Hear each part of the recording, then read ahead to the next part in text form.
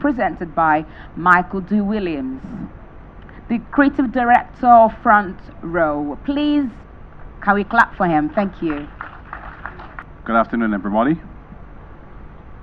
So while we're waiting to get that on screen, some of you will have met me before. For those of you who don't, you wonder, who is this guy?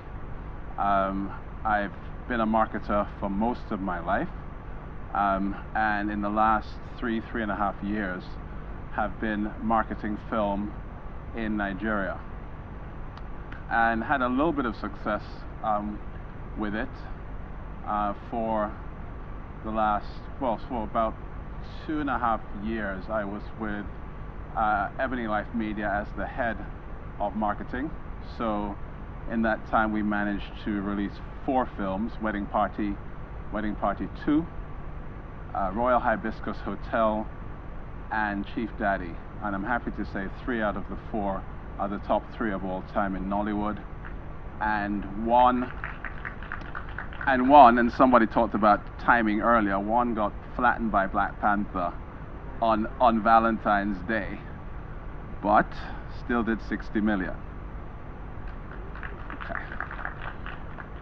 So I say all of that just to say I know a little bit about what I'm about to talk about, and this is really mostly aimed at producers, budding filmmakers, and anybody who wants to make the next film a big film. So I have a question to ask all of the filmmakers. If no one sees your next film, did you even make it? So I say that because marketing is as important as making it. And that's what we're going to talk about today. Next slide, please. So here's why marketing is just as important. If you want people to see it, the first thing is that you need to get enough screen time. If you're not making noise about your film, the exhibitors are not likely to be scheduling your film, making sure you get the right times. Secondly, naturally, you want to make a return on the investment made. You might have investors, you might have people who have lent you money, and the clock is ticking. You want to also start to build a following as a filmmaker, so that your first film or this film leads into the next film and leads into the next film. You will notice in Hollywood, even the biggest producers, they build a whole universe of films quite often, so that every success leads to the next success. You want to make enough money to finance your next film, and of course you want some money in your pocket. I presume that most of you are not doing it just for the love of it. You love it and you want to live by it. Next slide, please. So when does marketing of your film begin?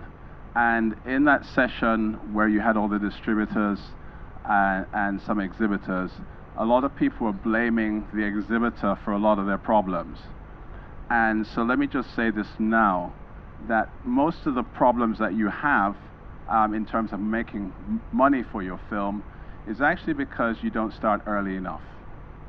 There are a number of films that I've been asked to work on from time to time, and when I'm asked, it's about 6 to 8 weeks before release. The successes I mentioned earlier with Ebony Life, we typically start about 8 months ahead of time. So that's the difference. So when do you actually start? You actually start from the time you're conceiving the film. You actually first have that idea. And you need to ask yourself, before you even think about marketing the film, is your film even marketable? So making your film marketable. So often people want the distributor to distribute, they want someone like me to market, but the film is not marketable, and sometimes the distributor doesn't tell you the truth, that the film actually is not marketable. But from the story to the characters, can people actually relate with them? What about the setting for the movie? Does it always have to be Lagos? Casting. First of all, believability. Has anyone ever seen those Nollywood films where you have some guy who's seducing a string of women, and if you're a guy sitting there thinking, well, I wouldn't seduce those women. And if you're one of the girls, you're thinking, why would he even bother? So sometimes casting just isn't believable. Sometimes some of the older actresses get cast as 20-somethings, all of that. So believability sometimes is a problem. Star power. When I say star power, you don't really have huge stars in Nigeria that can actually open a film. I can't think of anybody, and forgive me if I offend anyone, but is there a single Nollywood actor that you can put their name above the title and they will deliver your first 50 million, 60 million naira? I don't think so. But many of our actors have quite large social media followings. And like model agencies around the world now, one of the ways in which you first decide which model is going to front your next beauty product is actually how many people are following that model. And so for actors, it's exactly the same thing. You want to know when it's time to market your film that you have actors who have 100,000, 500,000 or more followers, and that will certainly help you when it's time to go to market. And then you should also think about things like product placement. In your movie, people are using phones, using laptops, having drinks, going out to restaurants, doing a whole raft of things, driving cars, and you have to think about whether there's any marketability in that for people who own those brands. Next slide, please. So when do you actually start to publicize? You actually start to publicize as far back as you can possibly imagine. In Hollywood, they actually start by announcing, we've just acquired the rights to this best-selling book. We've just acquired the rights to this play, or something like that. And the marketing, that's when the marketing begins, because everybody who read that book or saw that play is already anticipating the movie. Sometimes you're contracting a big director. That's when you start marketing. You start by announcing the director, everything he's made before that was a hit, and start to make people believe that your movie could be a hit as well. Same thing for the lead cast. You start to announce lead cast as soon as they come on board, because that helps with the marketability of the film. Some of you may know that in Hollywood, a lot of films, the studios are interested, and they always say, when you have your director and you have your cast, let us know. The minute you say, okay, we've got Brad Pitt, we've got George Clooney, we've got this, we've got that, they go, right, we're in. And suddenly the money starts to flow. Although it's your film, you need to take that same mentality and realize that your money can't start to flow until you first have some bankable actors, a director, a story, and so on. You can also start when you go into pre-production. You start announcing that pre-production has started, the scripting is going on, maybe you have award-winning script writers involved, that kind of thing. And naturally, always, you announce that you've started filming from the very first day. That's when your marketing starts, not 6 weeks before the film opens. Next. So, why start so early? Well, first of all, to create anticipation for the film. I've spoken about that already. Sometimes, when we have great ideas for movies, for books, for inventions, for anything, always understand that you are never the first person or the only person with that idea. So when you start marketing early, someone else with the same idea will go, okay, hold on, maybe not yet. And sometimes it can be a similar story, sometimes it can be a similar title, sometimes it can be a similar positioning for the film. And you've seen it before, where sometimes 2 or 3 films will come into the market looking almost exactly the same. So the earlier you come out, is the first to the post is usually the one that wins. To get the best possible release date, the smartest producers, and I don't think I can see any of them that I know in this room. I'm a bit short-sighted, however, but the best ones book their movies a year ahead. A year ahead. The worst I've heard is for a top producer is maybe 6 to 8 months. I know many of you will make the film and then say, you know, it's October and you were asking for December release. And then they start to beat up Moses again. Because he won't give you release. Just saying. I'm just saying. Okay. You're hearing me, okay. Also, to compensate for a low marketing budget, that's one of the main reasons why you will start early. Now, there have been people who have said to me, but Michael, what if I have a bigger budget? And I always say it doesn't matter. Think about Hollywood with tens of millions of dollars to actually market a film. Sometimes they have $100 million to market a film. When do they start? A year or two ahead. And then you, who are bringing 5 million naira, want to do it in 6 weeks. If you don't have any money, that's all the more reason why you start early, right? It's not a reason why you start late. Because with social media, with the internet, you can do what you do for as long as you want to do it with little or no money, and then kick the money in later on. Next slide, please. Important part of marketing, not many of you do it. The best people do. Hollywood and the best of Nollywood. You take people behind the scenes. You let them feel like they're a part of your film from very early on, so that they get a sense of who's in it. They start to guess what the plot might be, what's going to happen next. And that commitment that people feel being part of your film is what will quite often lead to eventual purchase. When people just feel they need to see this film.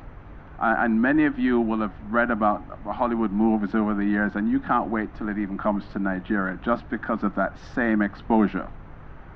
Leverage on trivia. Things that you don't think are important, like where you're shooting the movie, like what sort of process that you're using.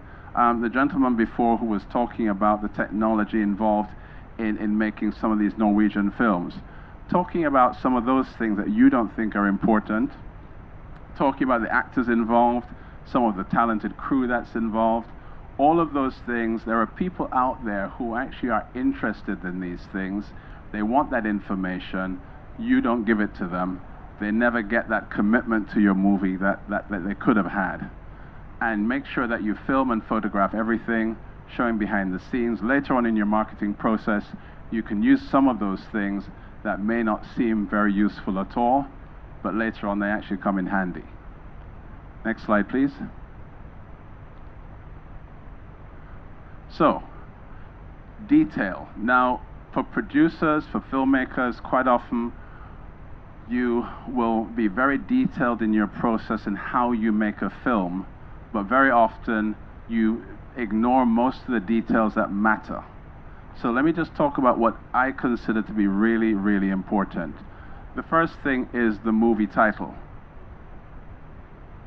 And most of you just take it as a throwaway thing. You call the film whatever you want to call it. So, is anybody here was associated with the movie called Gold Statue? Okay, Gold Statue, I heard about it, and every time I kept hearing, people say, it's a really good movie, did you see it, did you see it? And everyone who saw that film said it was a good film. Problem is, almost nobody went to see it, including me. Why? Because of the title. I don't know about you, but what is it, Gold Statue, what does it mean? Does that make you feel like you really want to go?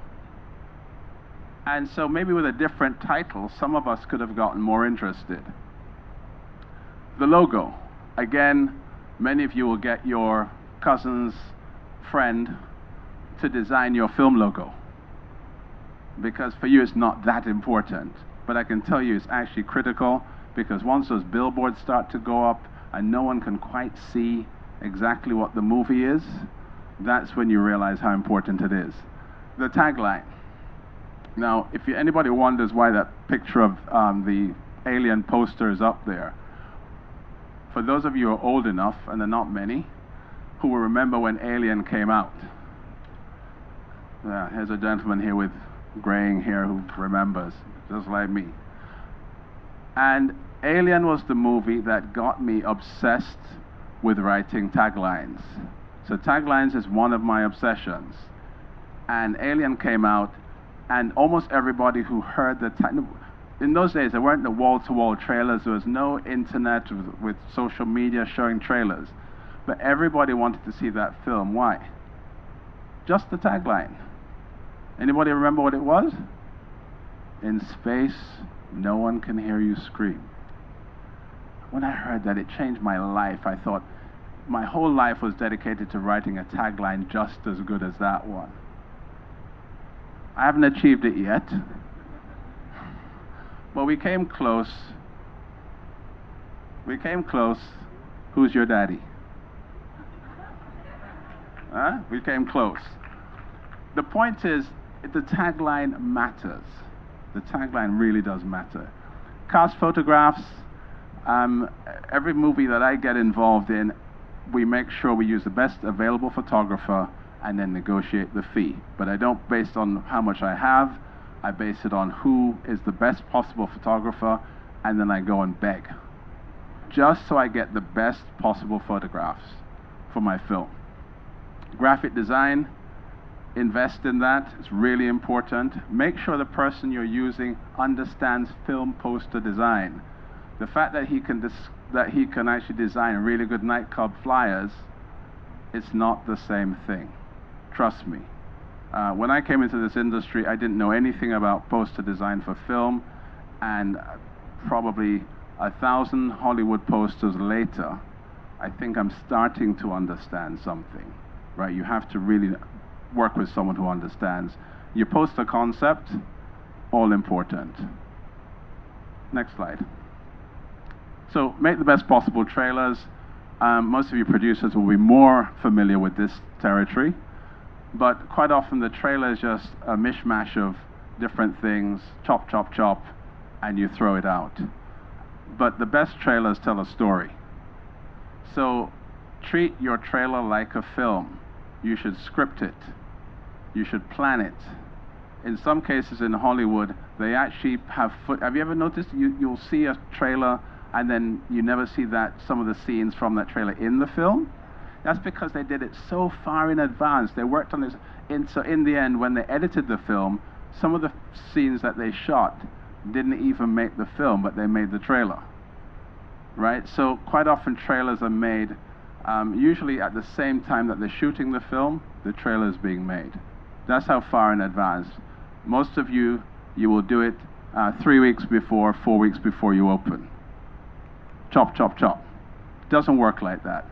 So use an expert editor, so even if you have an editor for your film, while your editor is busy, try to find someone who makes the best trailers that you know and get them to do your trailer separately.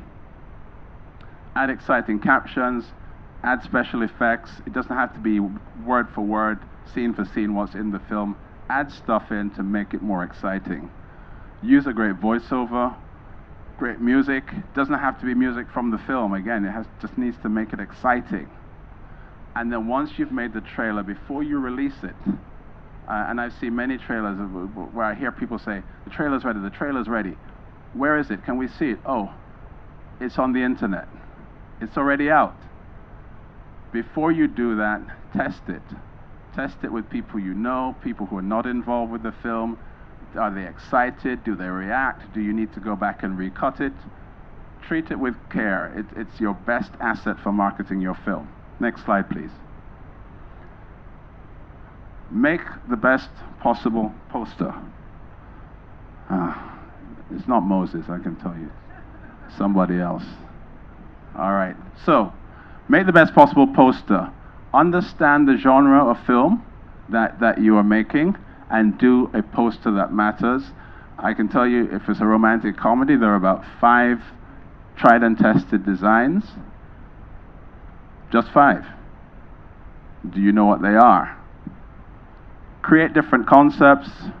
Resist doing what everybody is doing now. There's 15 people, there's 10 people in your movie, put them all on the poster. It doesn't always work. Make it consistent with your film and marketing strategy, which means make sure you have a strategy. Make the poster memorable. And when you're designing your poster, always think ahead to the fact that you might have billboards,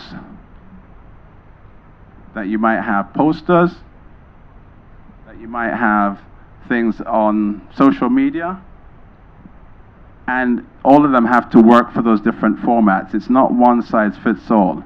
Next slide, please. So go back. So I just want to give an example of when I say you do the best possible job with your posters. So this is an example of what we did with Royal Hibiscus Hotel. Many of you would have seen this poster, but we had so many to choose from. Next slide. Next slide. Which one would you have chosen? The point is, you need to have great options, and that's what you should be obsessing about as much as you do with making your film. Next slide, please. Plan your social media campaign. I shouldn't have to tell you this, but find an agency or an individual that has a good track record.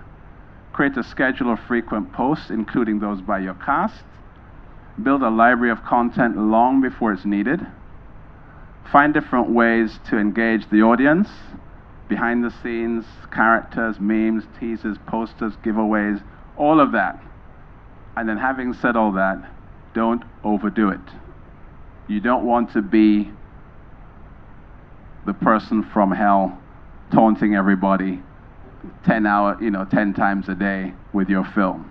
So try to have it measured. Next.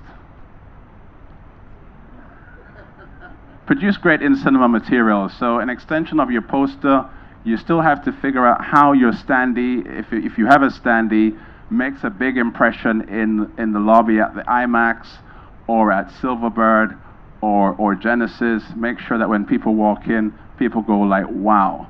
And don't forget, you're always going to be up against all of the Hollywood standees. So you can't look like the poor relative. Active moviegoers are your best possible target audience. That's why you do in cinema, because the people who are going to the movies are the people who are the most likely to go and see your movie. People will take pictures next to it, and those will then go online and then start to publicize your film.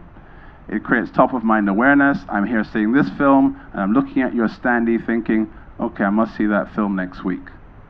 Don't forget digital posters, countertops, floor stickers, things that dangle from the ceiling, things that are stuck on the window. It's endless. Next. Always have a premiere. Now, a lot of you think, I can't afford a premiere. It doesn't have to be big. It just has to look big when people see it in the press. Okay? So a lot of you will spend all your marketing budget copying some of the big producers, and then you don't have any money for anything else. Just have a premiere, no matter how small. The idea is to project it in the media. That's the most important thing. Don't overpower your cast with too many celebrities. You invite so many people who've starred, people say, were they in the movie? No, they weren't. And they don't even remember who was. Remember, it's a media event. I've been to a lot of premieres where everyone, VIPs, everyone's treated well, and the press are over there in the corner drinking water. Huh? And those are the people you want to publicize your film. Remember that. Don't obsess over a dress code if it's not going to sell your movie. That's the latest thing. What's the theme?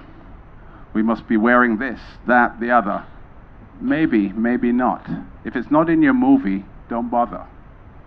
Just make it look good in the media. Next. The money. Make sure that you focus on your opening week or weekend, because your whole campaign leads up to that moment. After that, it's word of mouth that takes over. So if you don't get a lot of people in, and there's one exception to that rule I can think of, which was King of Boys, didn't start well, ended amazingly, but don't follow the exception, follow the rule. Get everybody in up front, opening weekend, get everybody out there talking about it. Get everybody involved, all your actors, everybody that you can possibly do to make sure that it's a success. Next. And just keep going. Again, I remember with King of Boys, The producer said to me the first week, it was terrible, but they kept going and produced an amazing success. I think one of the top 3 films last year, and I think one of the top 5 of all time. So just because it doesn't start well doesn't mean it can't end well. Always remember, every campaign, learn from your mistakes. You can always get better.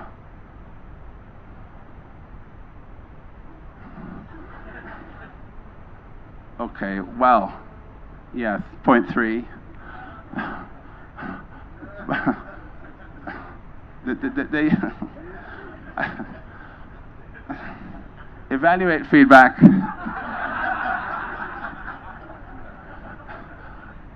And develop a formula over time, all right? Just keep getting better at it. And remember, guys, about point number 3, people get vilified, but think about it. If you have this great film that you think is this great film, don't you really think the distributor wants to make money from your great film? Why wouldn't they? Because that's the name of the game. So sometimes, in a roundabout way, they're telling you, we don't think this is a great film. And you're not listening. So listen. And maybe it'd be better if you said, why don't you think this is a great film? You haven't said it, but I think you're not telling me why. And then they'll give you some pointers that you can bring to the game next time.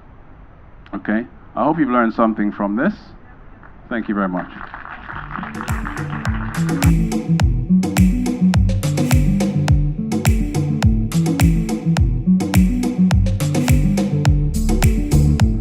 Let's just get from each of you a reaction to the presentation in terms of where it really matters for you as a distributor, Mimi, as a producer, what rings true for you, and then in terms of exhibition, what rings true. Thanks. Okay, I have to be first. Hello, everybody. Okay, I'm just going to come from our side, because you have to remember as well that we also are a production company as well. What actually hit on the head that you said was when the marketing starts. It's from concept. I remember King of Boys then, it was this whole fiasco of even just posting the scripts. As in, people had received the scripts, they hadn't even read the script, and that was the whole let's break the internet thing.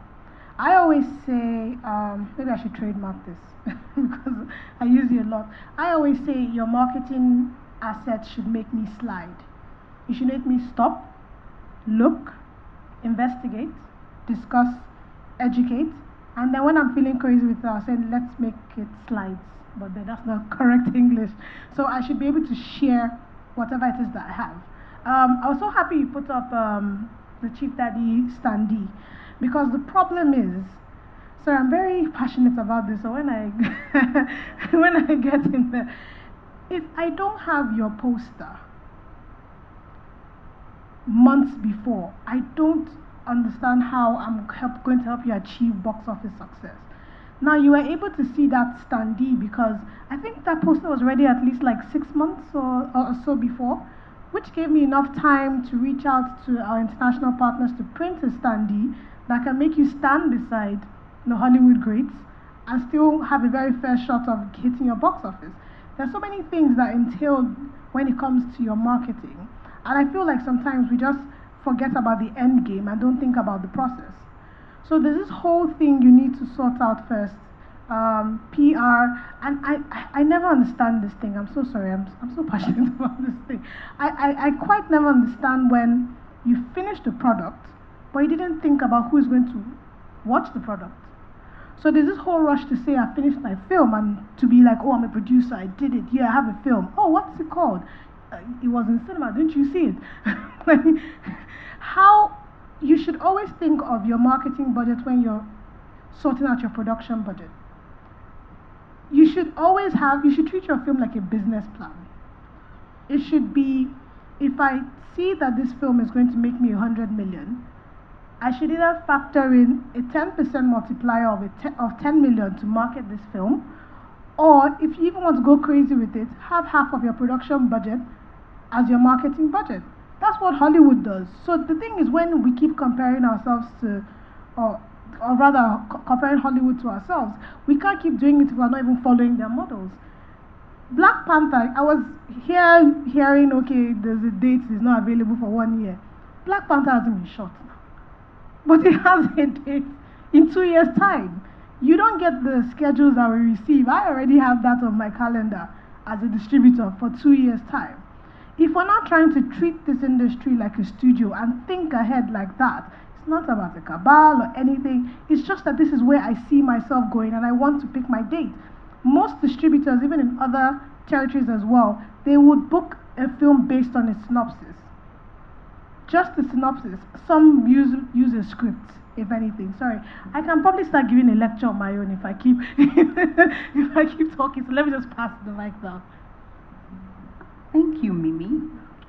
Thank you, Michael, as well. I agree with everything that has been said so far. So I would just, I mean, I don't talk as much as they do normally.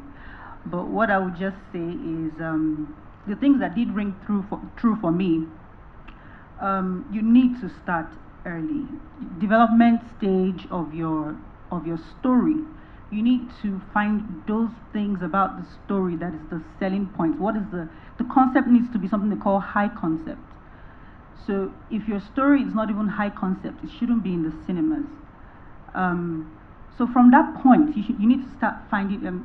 You need to start thinking about how you're going to sell it to your audience. Who is your audience? You can't be talking about maybe a Bobrisky to businessmen, for instance. If you're talking to teenagers, then you will know it will pique their interest. So you need to know the people that are interested in what you're trying to sell, and find a way to target your marketing to that audience. The story that always rings in my head about trailering, which is the other thing that Michael talked about, is the Castaway story.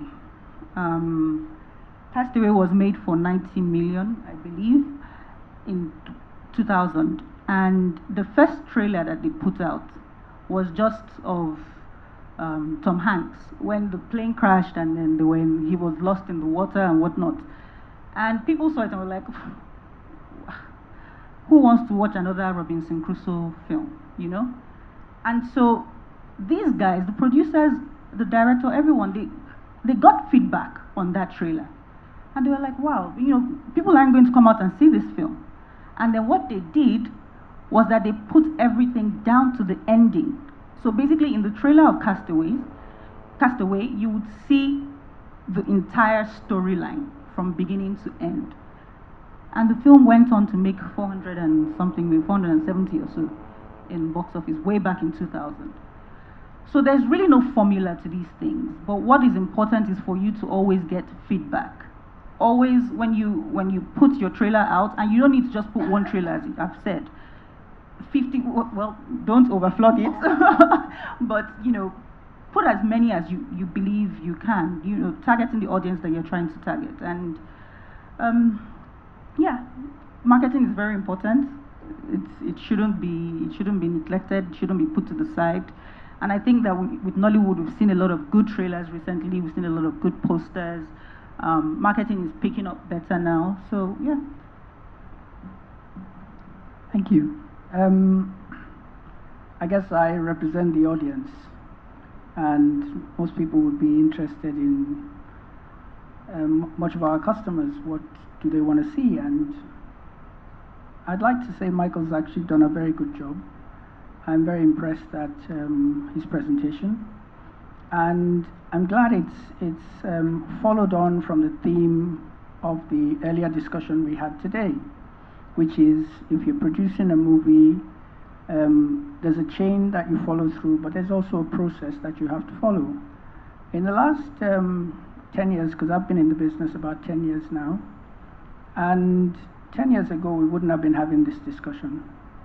When the first Nollywood movies were first released into the cinema audience, what we had then was, oh, you want to release a movie, okay, bring it to the cinema 2 weeks, 3 weeks before, we'd find space, and you'd release your movie, and what we found was that the audience was, at that time, they were very interested. Oh, there's a Nollywood movie releasing in the cinema, let's go see it. But as time progressed, the situation began to change. It wasn't, there's a Nollywood movie releasing in the cinema, it's what Nollywood movie is releasing in the cinema. And people began to take interest in the quality, in the marketing, in the strategy, and what exactly was the storyline. Was it a rehash of what they had seen on DVDs, or was there a new twist? How was it made? Now, these things suddenly became important. Now we're getting into another phase, which is the marketing of the movie you've actually made. Why is this important? For us as exhibitors, the first thing we are interested in as business people as well is what's our calendar like? Mimi just said she's got a calendar for 2 years. As an exhibitor, my calendar is a minimum of 1 year. In January, I'm already looking at the movies that are releasing in December of 2020. By November of this year, we already start the discussion, what is releasing in December 2020 or throughout the whole year. Now, why is that important for Nollywood especially? Why it's important is, if I'm an exhibitor, I want to know what type of movie is releasing throughout the year. And one of the discussions I've often had with every distributor, Moses included, is, Moses, give me information on movies you are releasing in the second, third, and fourth quarter of 2020. Generally, what do I get? Oh, I'll give you information of what's releasing in the first quarter. But there's often a difficulty getting me information for second, third, and fourth quarter. And that's because some of the things Michael has said, a lot of the producers do not take them on board.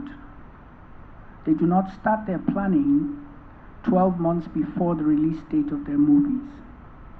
For us as exhibitors, it's important because of space. They are competing with not Hollywood movies. As Mimi also pointed out, Black Panther is already slated for 2020, 2022, I believe, and we already have a date. We know when it's releasing in 2022. But I can't say here what is releasing in 2020 for Nollywood. If I take June 2020 next year, what Nollywood movie is releasing? I don't know. And that's a problem. So we need to get past that, and we need to start listening, those of us who are producers, we need to start listening to the marketers such as Michael. But also, Michael has started listening to what us as exhibitors are saying. We need information, and we need the kind of information that he's put out there. For example, the issue of standees. A lot of cinema houses often complain that the standees, one, there's a quality issue, there's the photographs that he put up there of what choices, so that when people come into the cinemas, they are able to take pictures with your standees. The titles are very important. He made a very, very good point with Gold Statue. And I do accept that part of the reason why, because a lot of customers, when they come into the cinemas and they look at your schedule, okay, these movies are showing. Some movies are automatically set aside simply because of the title that it's given. That's a reality that we have to take on board. So, Michael, you've done a great job. But what we do also need is more people doing the same job that you're doing, because the market is expanding. And as it continues to expand, these kind of things will become more and more important. We can't talk about growing the industry to 1,000 screens, growing the industry to an extent whereby we're shooting 10 movies or 5 movies every day without proper planning. And this allows those of us who are planning to be able to have realistic expectations of the movies that we are shooting. Thank you. Great, so we have just 5 minutes left, and what I'd like to do is to open it up so that members of the audience can ask me or any of the panel your most burning questions. We have 5 minutes. Who's got a question? So, gentleman right at the back. There's another hand waving just to his right. Can someone get a mic? Sir, can you follow my direction though? So he's got the mic, but so after him, there's 2 people at the back. Thanks. Oh, and there's somebody on my left. Hello, good afternoon. My name is Jonathan Bemuto. I'm a cinematographer. My question is, how does the title of a movie really affect people seeing the movie? Because, for example, you give a movie the title of Royal Hibiscus. Am I going to see flowers?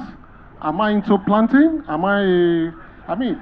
So I think what really people should really talk about here should be the content, like Michael had said from onset. In your planning, the title really shouldn't matter if your planning is good and you plan ahead, you start to market ahead, and you can achieve all that you really expect to achieve. For example, you will see a poster at National Museum. You understand? Will that make me want to see the movie?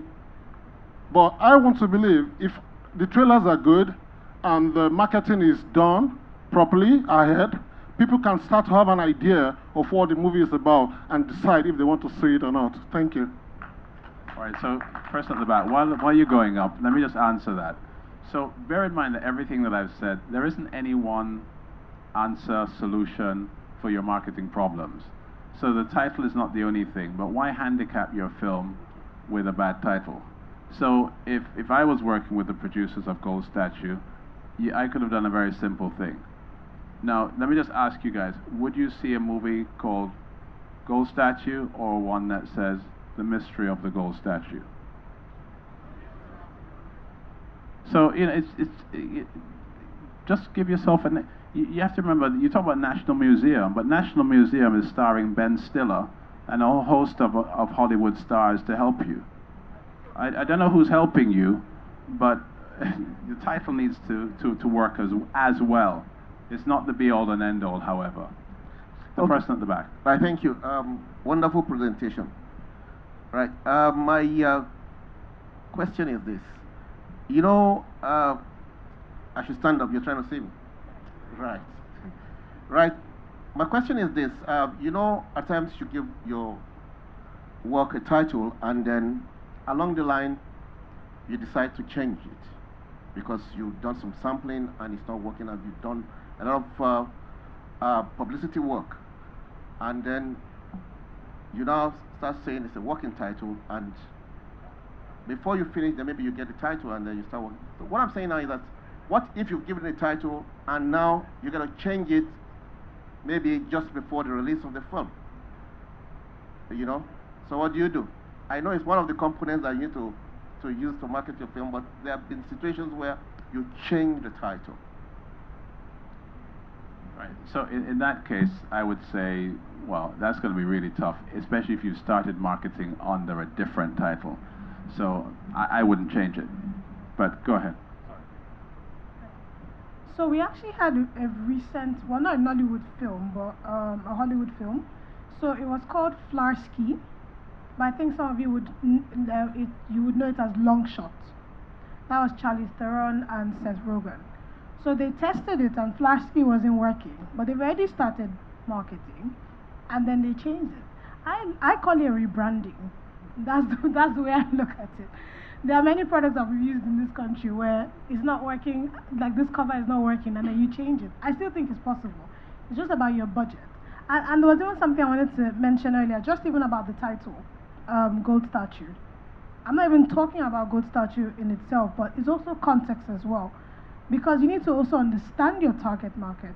And I think that's a problem that us producers, because you know I'm a producer, we don't fully understand our target audience. Now, in a Nigerian setting, and you call a movie Gold Statue, I can understand where you're coming from. And it's something that we tested as well.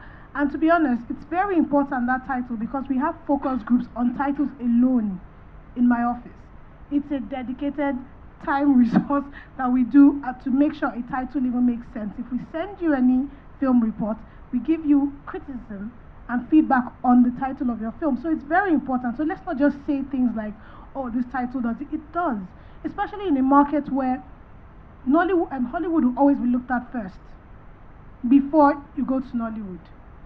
Give yourself that extra edge than an Avengers. What is Avengers?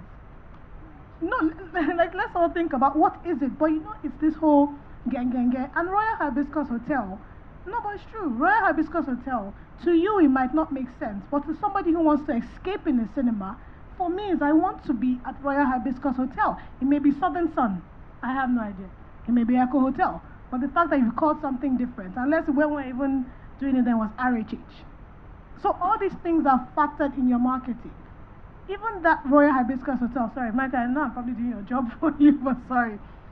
The hashtag was able to be coined into RHH. So these are the things I need to think about when you're just doing your title. You just don't slap something on and say, okay, let's go and make some money. It's a formula. It's from the beginning to the end. Everything is carefully thought out. If your title is not making sense during when you're watching or when the marketing is happening, change it. People just even think it's something new and probably forget about the old one, if anything. But sorry, I'm okay. I'm going. Thank you, Michael. More, the one at the back, and then there's one over there. Hi, sorry, there's one particular Nollywood movie that comes to mind in titles. I remember last year when we received the CPRS, there was a movie titled The Real Yoruba Demons. And I said to Moses, I said, this movie, I don't understand what's it about and what's it. And eventually the movie ended up having a additional, and to some extent, the name that has now taken over, which is Merry Men. We now have Merry Men 2.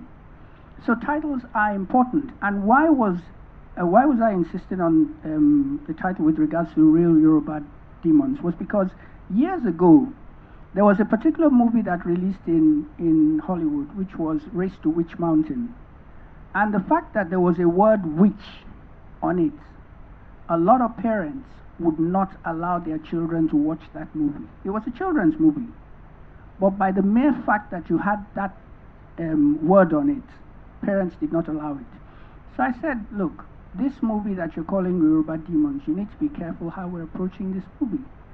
Eventually we now have Merry Men. So titles are important, no matter how you want to look at it. Titles are important because remember, as Michael rightly said, understand your audience. What do they want? They are the ones who are paying the 1,005 or 2,005 or 1,000 naira to watch the movie. So it's very important that we appreciate them. Okay. My name is TJ Dan. I represent Box Office Studios. I'm very grateful for the information shared here, and in fairness to the exhibitors and distributors, we approach, like one of the panelists said, we approach Film One and engage them. At first it was sort of a fight with Moses, but they gave us some information that saved us money actually. So, and I wanted to say that earlier, to share the story, what happened, and I think she helped us and sent some data. We're about to blow some millions of nairas. Thankfully, we shifted release date, and actually they gave us option for release date for next year, which we are yet to choose, where we were to select from those dates. So my question now is, as regards this marketing, where does consideration for classification comes in? When do you start to consider, like we approach Film One, is there a possibility that we could approach the censor board to see how they intend to rate our film, then factor that into our marketing? So I mean, the short answer to that is they already have all of their rules and guidelines around how they classify films. So you should just follow the guidelines for classification and decide, if you don't, Moses earlier on advised family friendly. It doesn't have to be, but just know that when you are not going family friendly, that you are narrowing your audience, and therefore your marketing is going to have to work very hard and be very targeted. So I think that's it. Thank you very much, everybody.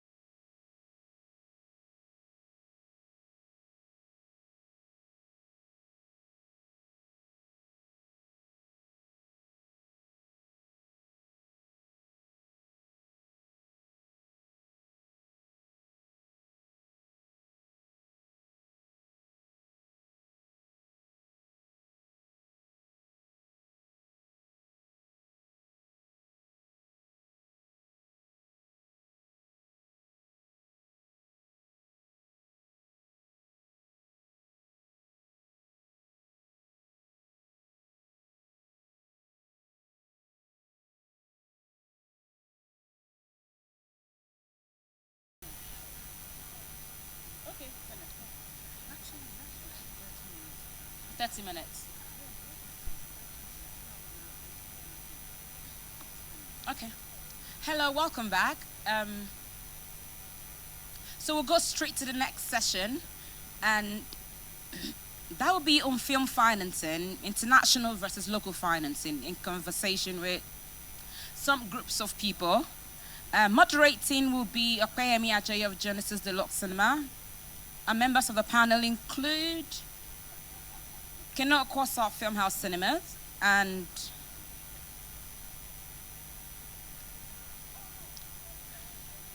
Okayemi. Fellow okay.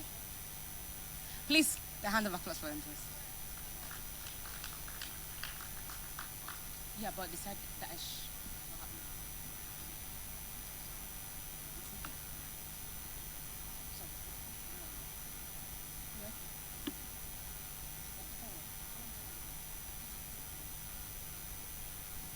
Okay. So before then, Fela Oke will be talking on packaging your film for international finance. You're not doing that? Are you? You have 5 minutes? Thank you. Please, can you come forward, Fela? Thank you. Can you clap for him? Gracias. Wow. Wow, No, I'm just trying. You are doing a great job. Thank you. Good afternoon, ladies and gentlemen. Did you guys have a great lunch? Okay. Wow. I thought this was like a workshop, so that's what I was prepared for, but I've got two young gentlemen that will join me in a minute. I just wanted to share my experience. I'll tell you about who I am. I'm an agent, entrepreneur, based out in LA, but I do a lot of work in Nigeria with international talent. And one of the biggest things about what we do as agents is we package. I'm sure most of you know what that is, but if you don't, I'll briefly explain to you. Before I do that, I want to share some data with you that I think I've always kind of felt that over here there's like a misunderstanding of the Hollywood and Nollywood scenario. So I'm going to share this from the talent perspective, right? This is, and from an actor's perspective. And then I want you to now think of it from a writer, director, producer's perspective. I'm going to share this quickly, right? So, in Hollywood alone, right, there are 500 new unique roles released every day in LA. That's film, TV, theater, commercials, industrial, and print. So that means there's 20,000 auditions per day. Potentially 40 auditions per role per day in Hollywood. So let me break that down a little bit more in terms of what I do, right? In LA, there are 400 agencies repping 120,000 actors. There are also 80,000 unrepped actors. This is just LA. So there's 200 actors at any time looking for work. So I'll get to where I'm getting to. So that means there's 10% chance of getting an audition every day. So as an actor, you have 0.025% chance of booking a job every day in LA. Use these numbers, the average actor expects 36 auditions, 1 booking per year. Like, what I'm saying, that's in an ideal world, right? So also note, and this is where we come in, right? In between that, there's intermediate positions that characterizes the whole process. So basically, there's mid-level agents who have clients who have enough success in the eyes of the producers, studios, to be approached before the casting process begins. Why am I sharing this number? Because since I've been here on this particular trip, all I keep hearing about is how do I get my film financed internationally? How do I get my films packaged for international financing? I wanted to share those numbers. If there's any actors in the house. Oh, good afternoon. Thanks. How are you? Fantastic. So basically what I'm saying is, if an actor has probably 36 auditions in a year to land 1 role, now imagine yourself as a producer, director, writer, how that looks for you. Now flip it, and you're coming from this side, right? So what that means is you have to,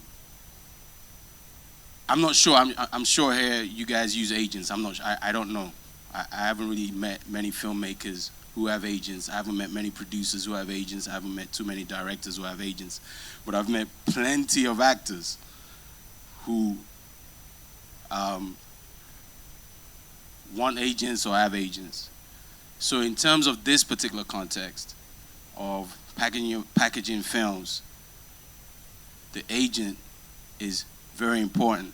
And I think it's something that in this market, people need to start thinking about, because most of my time now is spent packaging books, somebody's ideal stories. We got about 5 books that we're trying to turn into movies, and that could take anything between 2 years and 10 years.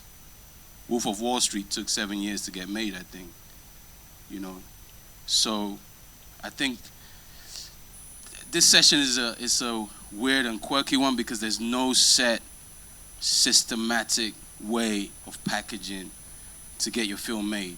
Because if I'm packaging a book, I've got to find a studio who's interested in the book, as well as a producer. In that convoluted world, I've then got to, as an agent, if I've signed the right kind of talent, I'm trying to package my talent to get within that film.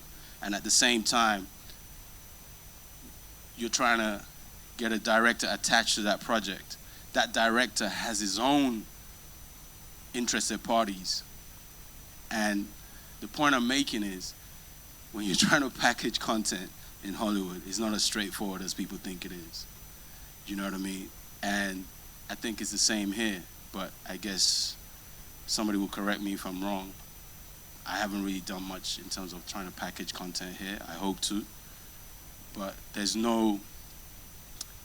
a convoluted world of intermediaries that you have to navigate. My job is really, as an agent, my job every day, right, is about strategizing about other people's strategy.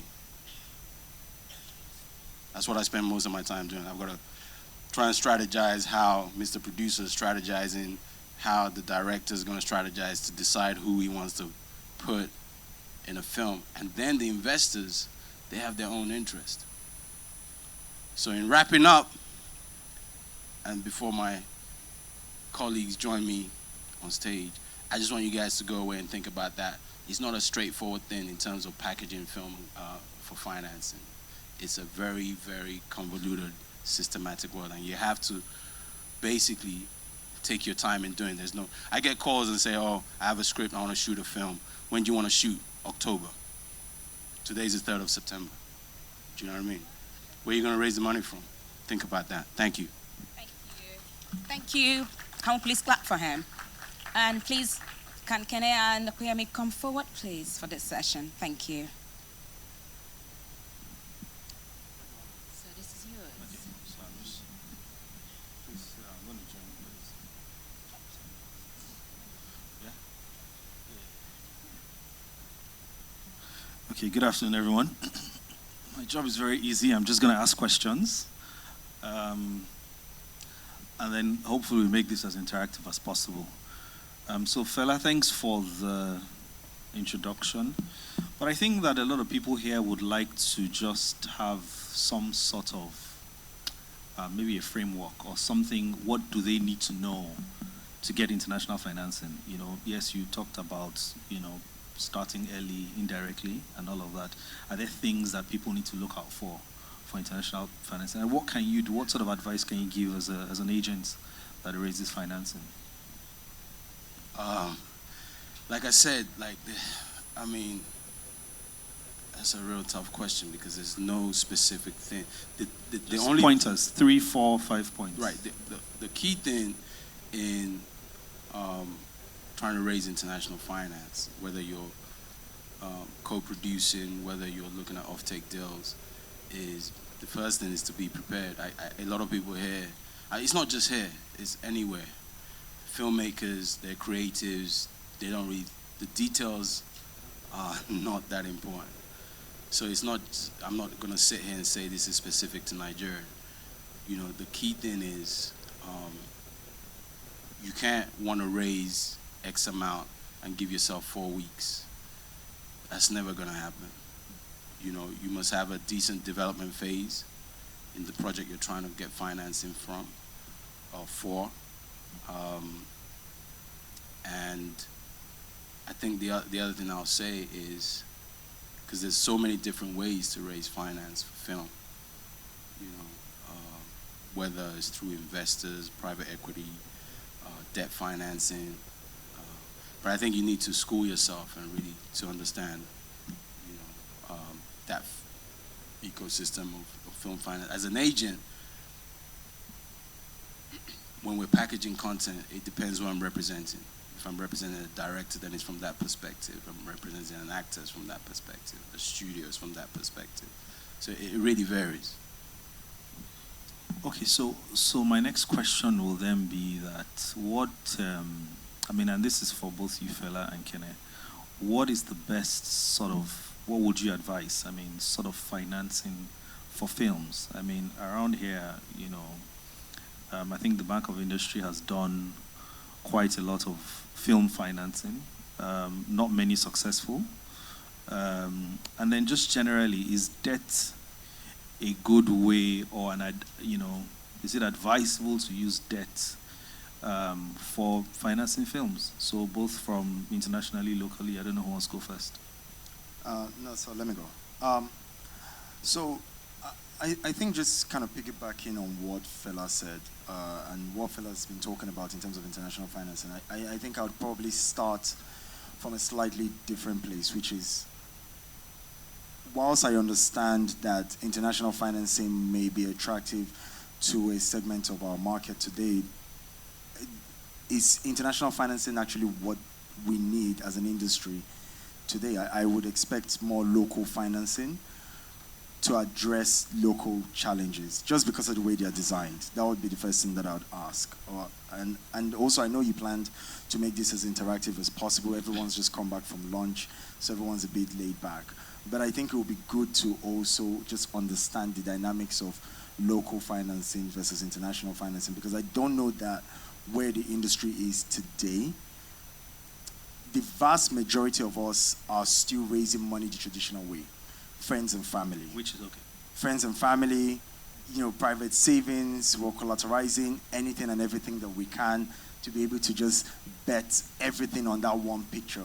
So moving away from that and coming into more institutional financing, I think is a huge leap for an industry that is still growing and still emerging. And I know you've referenced people like the Bank of Industry, but the access to finance, which I think a lot of people also want to know, is where that finance is seated. Every year, as our market continues to grow, the conventional source of financing is also changing. And so you find that even production companies are beginning to finance content and finance films. I'm talking about local finance. So, for example, ourselves, we probably finance 6 to 7 films a year, right? Now, it's nothing compared to the vast majority, but as a multiplier, that type of money is so much easier than having to go get debt that you're having to collateralize to take that gamble. So I would say that I guess your underlying question is debt the way to go? It depends on the kind of debt. So what sort of structures, what sort of deals would you then typically do for financing?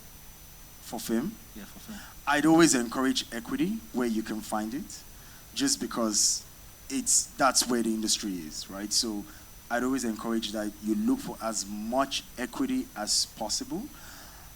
And then, depending on what you need to fund, you can look at debt. So one of the things that we've done, and the team have been able to structure film financing, is that the way we finance films, the way we finance the production differs from the way we finance marketing. Just because the rollover for the film in terms of marketing, you can repay that quicker than the production. The typical life cycle of a film could be 18 to 24 months, depending on how much or how long you exploit it. But depending on also your initial capex for your production, you can source debt to solve your underlying expenses. Sorry, I know I'm using a lot of big names, words. I'll ease it out for people like Moses Young. Fela, I don't know what your thoughts are. Do you think, can I make a point about, international finance, and do you think that we're still, is the Nigerian industry ready for that? What are your thoughts? No, I totally agree. It's I'm always glad to be up here, but the market is so young right now that even thinking international financing is not relevant at the moment. This is a growing market.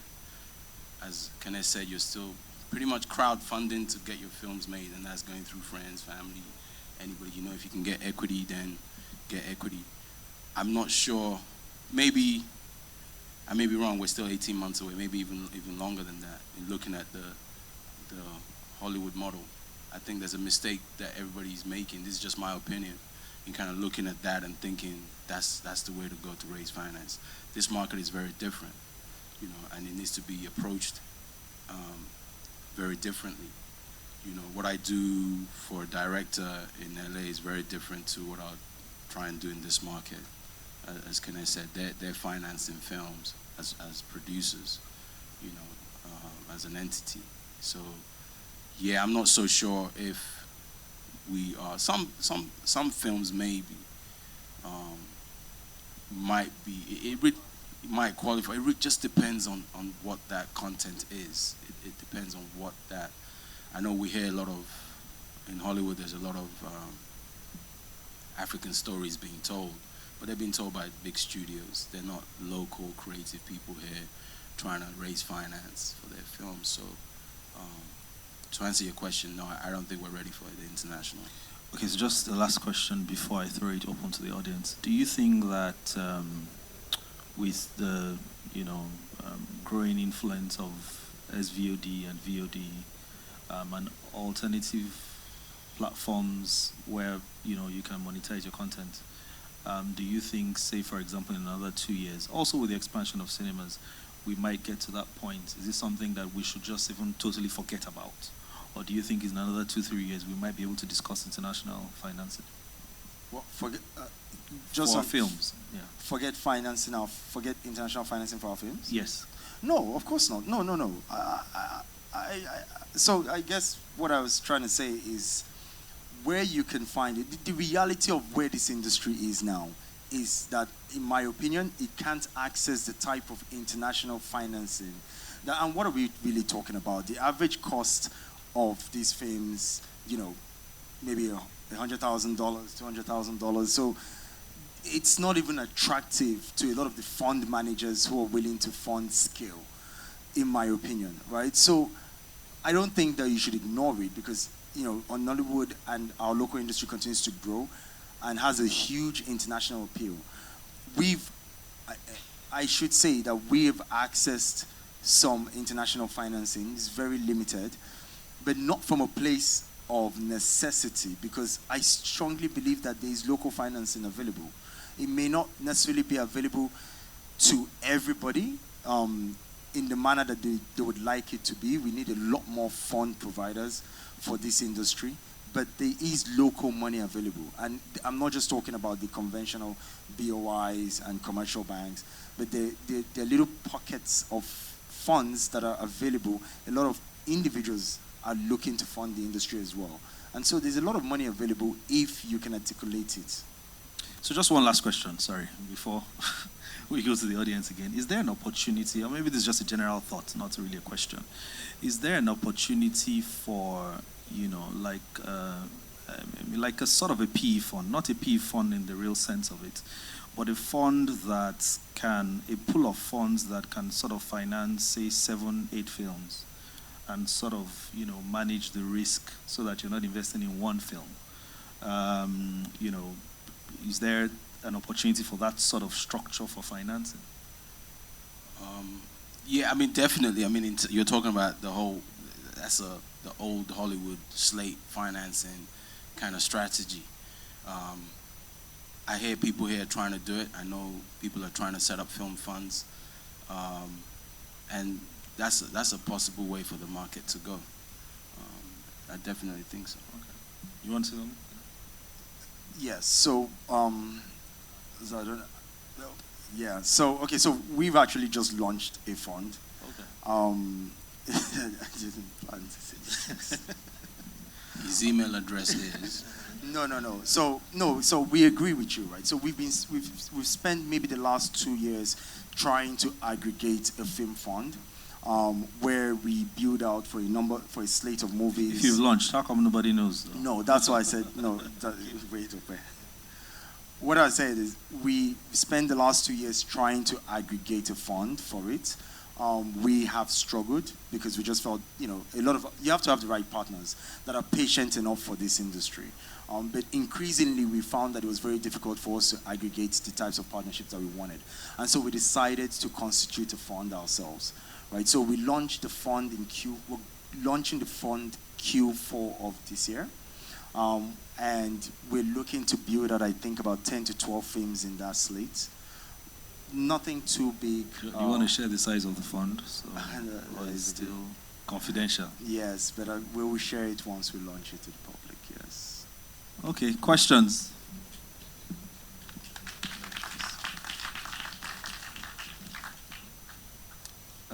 Dekona, there's a hand here, if you can.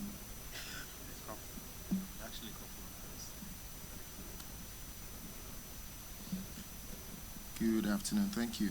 I want to start by saying that, okay, my name is Dekola Desalu. I work with Sterling Bank. There's nothing wrong with debt financing, actually, right? But yeah, actually, you should have been here. But go on. Okay. I'm very happy and I'm very pleased with this summit. Why? Because I've had a lot of side conversations, and I'm saying that the reason why local investors or fund managers are still a bit very skeptical is because there's no financial discipline yet on the part of filmmakers. And when I say financial discipline, I just mean there's no transparency as to how ROI is supposed to be achieved. Now, I see a lot of opportunities. There's opportunity for capacity building that needs to happen immediately. So this summit is some sort of capacity building, but this is not enough because there's so many component parts to filmmaking that needs to be unpacked and discussed in depth.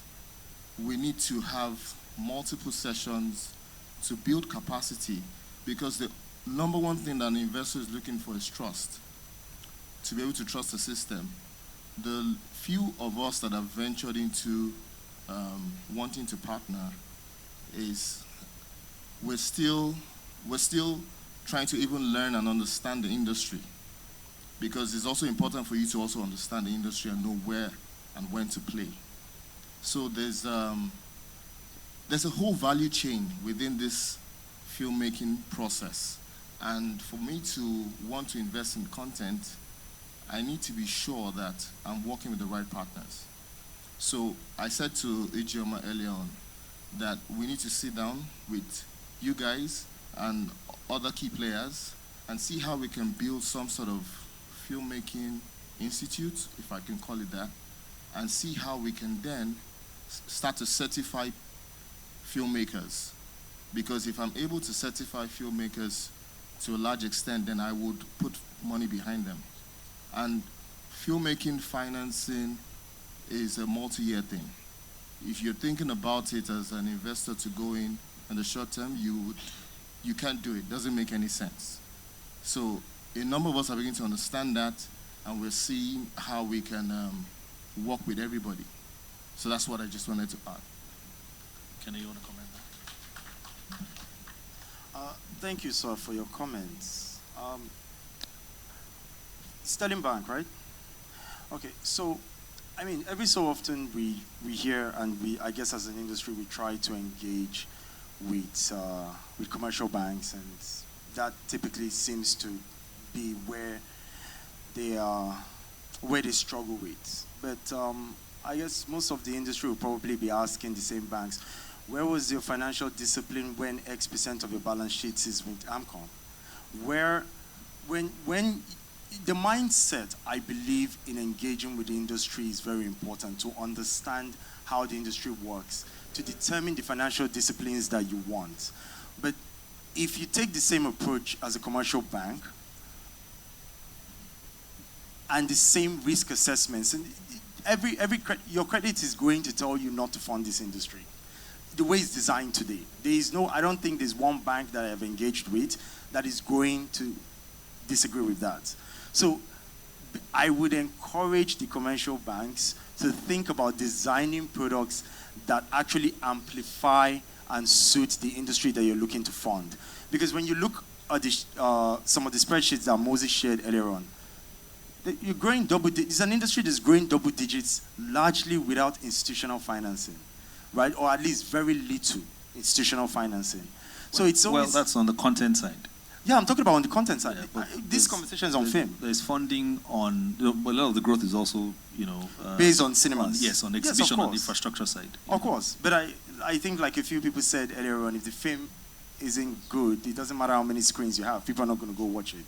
So we hear you, and which is why it would have been great if you were up here to talk from the commercial bank's point of view. Yeah, and let them ask you the questions as to why. Yeah, come up. So, let them ask you the questions as to why you're not funding the industry. You're not allowed to put him on the spot. No, but he put the industry on this. He said we don't have financial discipline. So I think that at the end of the day, that engagement, which he's spoken about, needs to continue. I agree with you, Kene. You know, commercial banks, you know, are always one-sided and they have one approach to everything. So obviously nothing passes the risk analysis except your oil and gas or your, you know what I'm saying? So the understanding of how the business works and how the industry and how the value chain works is critical for commercial, you know, bank involvement in the industry as a whole. Fella, you want to say something? Yeah, I'll try not to attack the banker. Please don't attack the banker. He's a good friend. Don't attack him. No, but like maybe some months ago, I was here and I did a session at a bank. And the question I want to ask, and I asked that question, I'm speaking to a group of guys who have very limited understanding of what we do in this film world. How many banks here? I can go to banks all over the US, the UK, and there will be an entertainment, media, and sports division in that bank. Banks here don't have, I'm sure you're probably planning to, if I was to say anything to the banks before you start, because you can't assess the creative industry the same way they've just said it, the same way you assess real estate, oil and gas. You're just never going to fund anybody. So I think the first, there's two things. Yes, we need to build capacity, right? And I think that's starting to happen on the continent a lot. There's more and more of these kind of things happening. People are starting to take a deep interest in the creative industries. Investors are beginning to understand a little bit better that you're not going to invest in a film tomorrow and get your money back yesterday. It's never going to happen. So that needs to be understood. But I will advise the banks to, when they're recruiting or building these divisions, you need to have divisions that understand people coming specifically from the industry. Okay, he wants to respond. 30 seconds.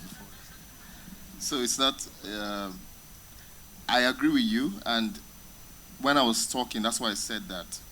So we made an attempt about 12 months ago, right?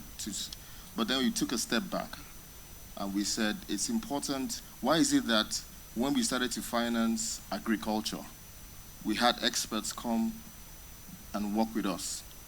Why is it that when we finance oil and gas, we have experts in that field? It's so important that if it doesn't make any sense if we want to finance film or entertainment that we would not have experts in that space. So expertise is what we are after right now, and partnerships is very much encouraged. Definitely we can never use the same credit assessment or models to finance in this space. It's very clear. Thanks. Yemi, you want to, okay, there's another I just question. wanted to ask, who are the experts then for film, for Nollywood, apart from the Nollywood guys? Yeah, so that's why he's here. That's why he's here, and then I'm sure we can take this discussion, you know, okay, so offline. Just a quick observation. Mr. Dekola Desalu, it's a pleasure to see you again. So Fela just spoke about sessions. Your banks are always having sessions. Sessions over and over and over again. I was functioning just as an actor, and I've been to so many sessions. Industry, what's they call it? There's some word for it, one phrase for it. But there's a failure to launch. There's always something you talk about, stepping back, not finding experts, I think the banks are very complicit, very, very lazy in Nigeria. I think you guys are focusing on industries, especially because we have a government that's always borrowing for you guys. And you're not trying to work with real businesses. You see the success of Nollywood, again, someone pointed it out, has nothing to do with financial institutions. It has nothing. And it's succeeded thus far. So even just based on the strength of that, someone ought to be doing something. What that thing is, we can sit down. Oh no, not another session. Okay, no more question. It's just an observation. But I think it's about time that maybe we on the side of Nollywood need to build the thing to show to them that look, this which is exactly what we're doing. And I think that's what's happening. Yeah, great. I think that we're having to be forced to build the infrastructure that we want to see build the industry. And it's a shame because at some point, like with most industries, they will come calling. Like with most sectors, eventually they will come calling. And then you can tell them, Question, sir. Okay, so I've heard the conversation and it's fantastic. I love the fact that you're talking about funding. The only place where I disagree particularly with you is with him joining up on this conversation. Because until this point, Nollywood has managed to work off of crowdfunding. So my question is, doesn't it make more sense then to kind of try and shore up your crowdfunding and turn it into an institution? Look, GoFundMe, all these other versions, I've seen great films made from that. How come we're not doing that here? Going to the banks, that's never going to work. That's a comment, right? That's a question. No, but it's a valid yes. comment. We sit on so these while things. so hold on, Kene. While it's very easy to knock the banks, we also have to, if you look at a broader perspective, they've played some role, on the exhibition perspective, the exhibition side of things, in terms of, even though, again, it's, and you need the exhibition to also support the film side of things. So let's not entirely chase them away, No, I don't think, but to be fair, I don't think that we're chasing them away. And I am happy you made the distinction between film and infrastructure. Infrastructure we have 2 minutes. Yeah, but infrastructure is what they understand, right? That's what they've been funding, and that's why people are, and quite frankly, that's this success of our company has been leveraged on things like that. But we're talking about the industry, not just one or two companies that are benefiting from infrastructure financing. So for film financing, the point I would echo is that the fund managers need to show up, and point to them is there's been a lot of conversation, so they need to show up. But I would encourage the industry as a whole to find innovative ways to access money that is already available. It's already available.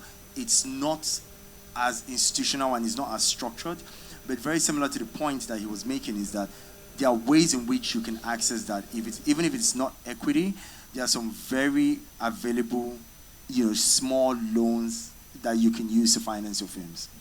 Okay, unfortunately, we have to end. Oh, one last question, and then last question. Yeah. Good afternoon. My name is Tiwa Oladipo, Shutter Speed Project.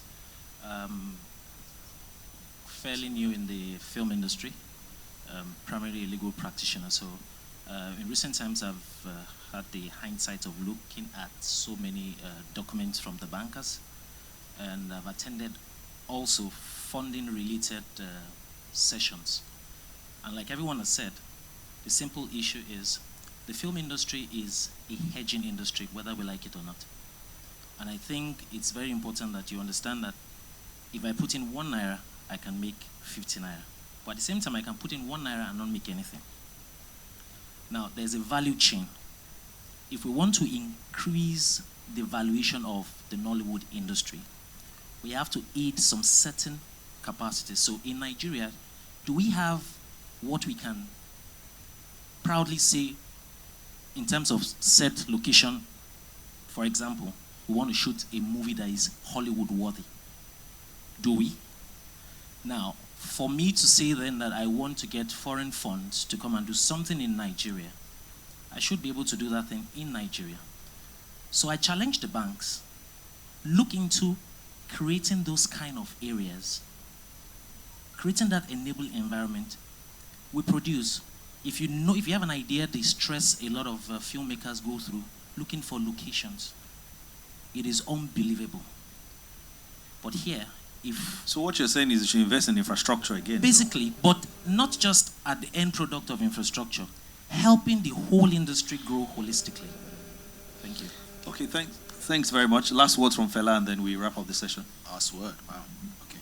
Just quickly to add to what you're saying, I don't think that's the bank's responsibility to build that kind of capacity. I think by the natural process of evolution, the industry is going to grow and it's going to expand. I think we just, over here, I think, like I said earlier, there's this gravitation towards I want to have my film financed by Hollywood.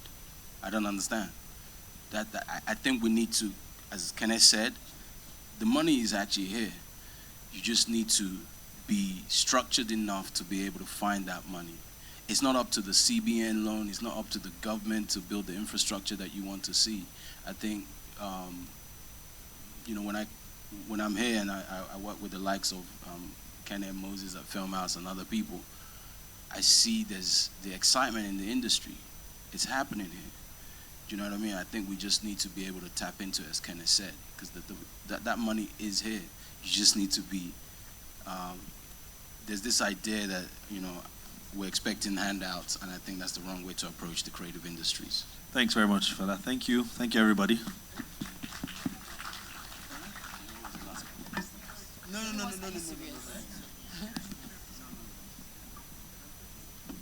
Thank you so much, Okwemi and his team.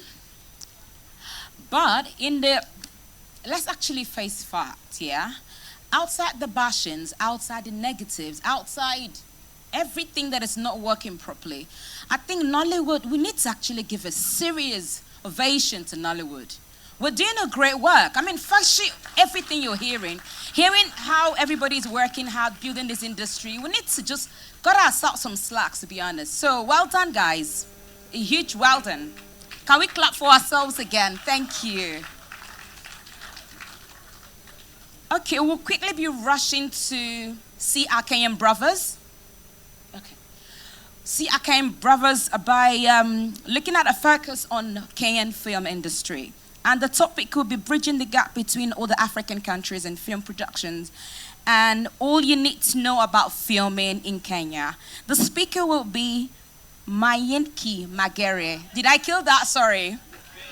Let me not bother again.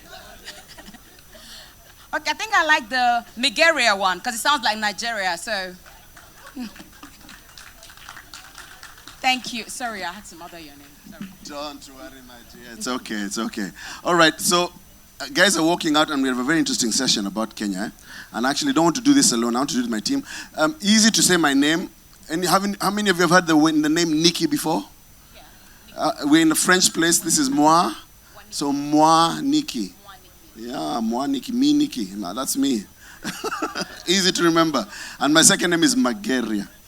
Yeah, and I need Mageria. Nigeria, Mageria. Yeah, easy to remember. Now, I must say something that our dear MC said, and I want to say it from an outsider point of view. Nollywood has set the bar for Africa. In fact, you've set the bar for the whole world. And I think you need to give yourselves a better applause than that. Because, as I told you earlier, you're like our big brother. We really look up to you. In fact, I call it the 4-factor. It's like a 4-factor. Eh?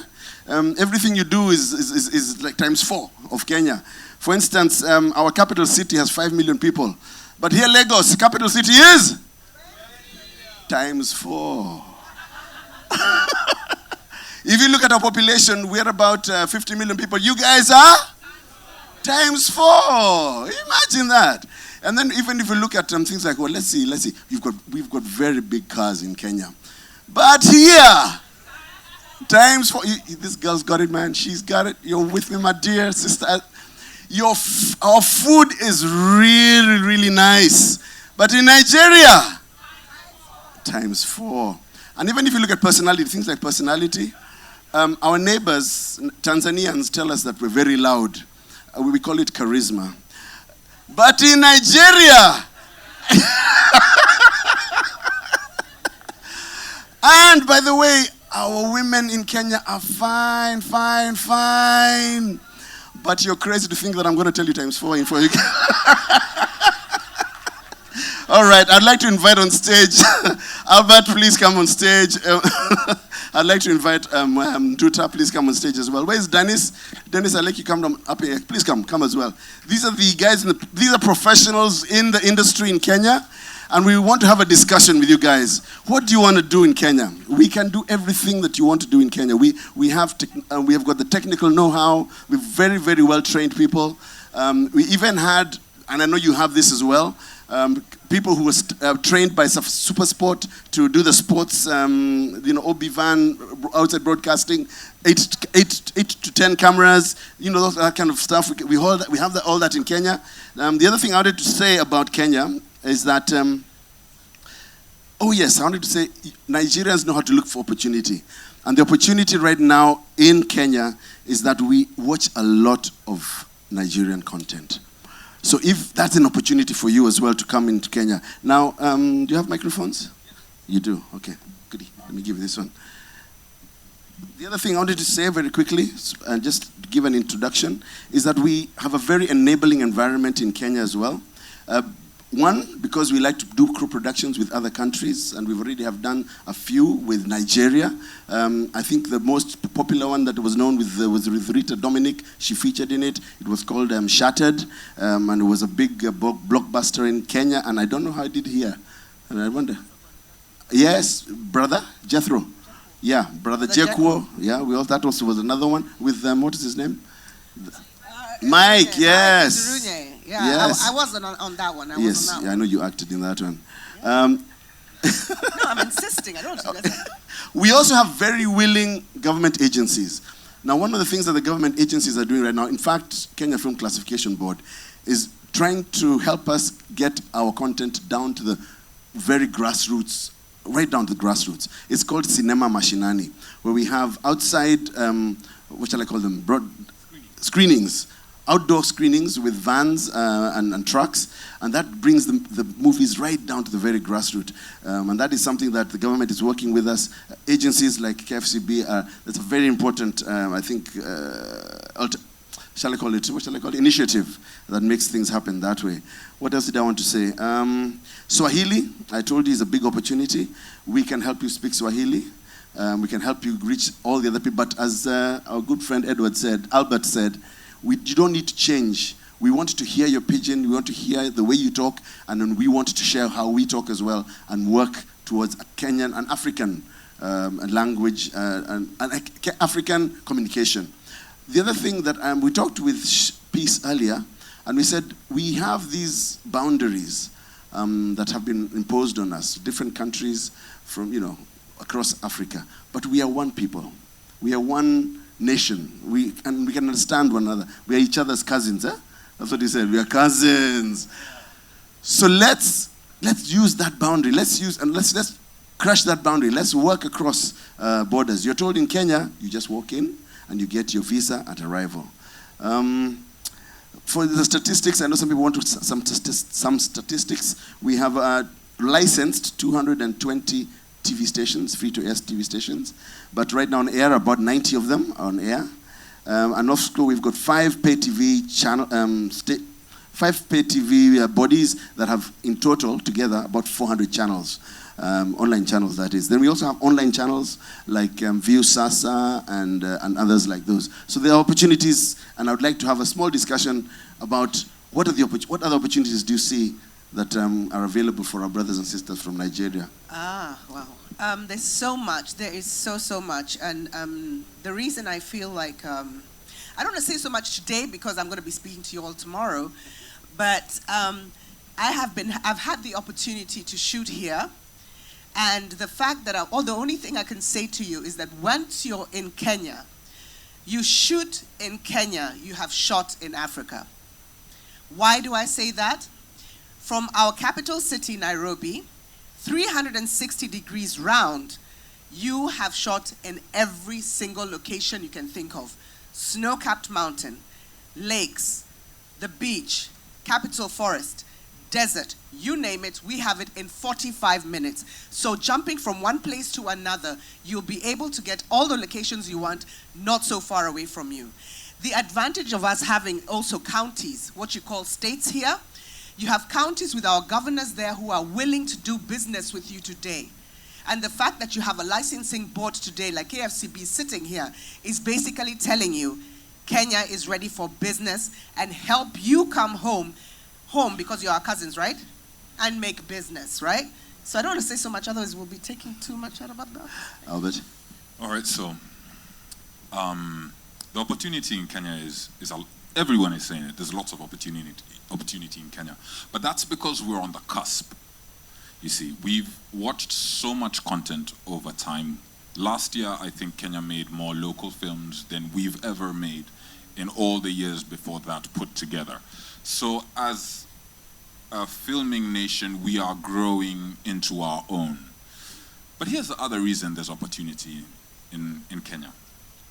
I used to run a company called Film Studios that is the largest grips and lights rental facility in East and Central Africa. My grips and gaffers were permanently in Lagos. I was always sending someone this way to work in the industry here. That's because we have some of the best trained techs there are on the continent. Our techs work in the UK, our techs work in South Africa, our techs work in Rwanda, across the region, and here as well. You could assemble a unit, pick up your phone now and call Nairobi, and you'll assemble a unit that will be ready for you when you land to do whatever it is you want to do. You know the series Sense8? The techs on that were all from Kenya, and they're all waiting for you right now. We have pretty much, some of our gear is more advanced than what's available here, that's true. So some of the lights that are available in Nairobi, sky panels, LED Fresnels from Ari, a lot of that gear is flash and ready and waiting for you in Nairobi. We have some of the biggest sound stages in the region. We've got so much. It's just that we are your rather humble cousins and we don't make that much noise about what works in Kenya for you. But as a film location, Kenya is absolutely amazing. Look, from out of Africa, every single year there will be an international film that has been somewhere, that is either about life in Kenya or has been shot in Kenya.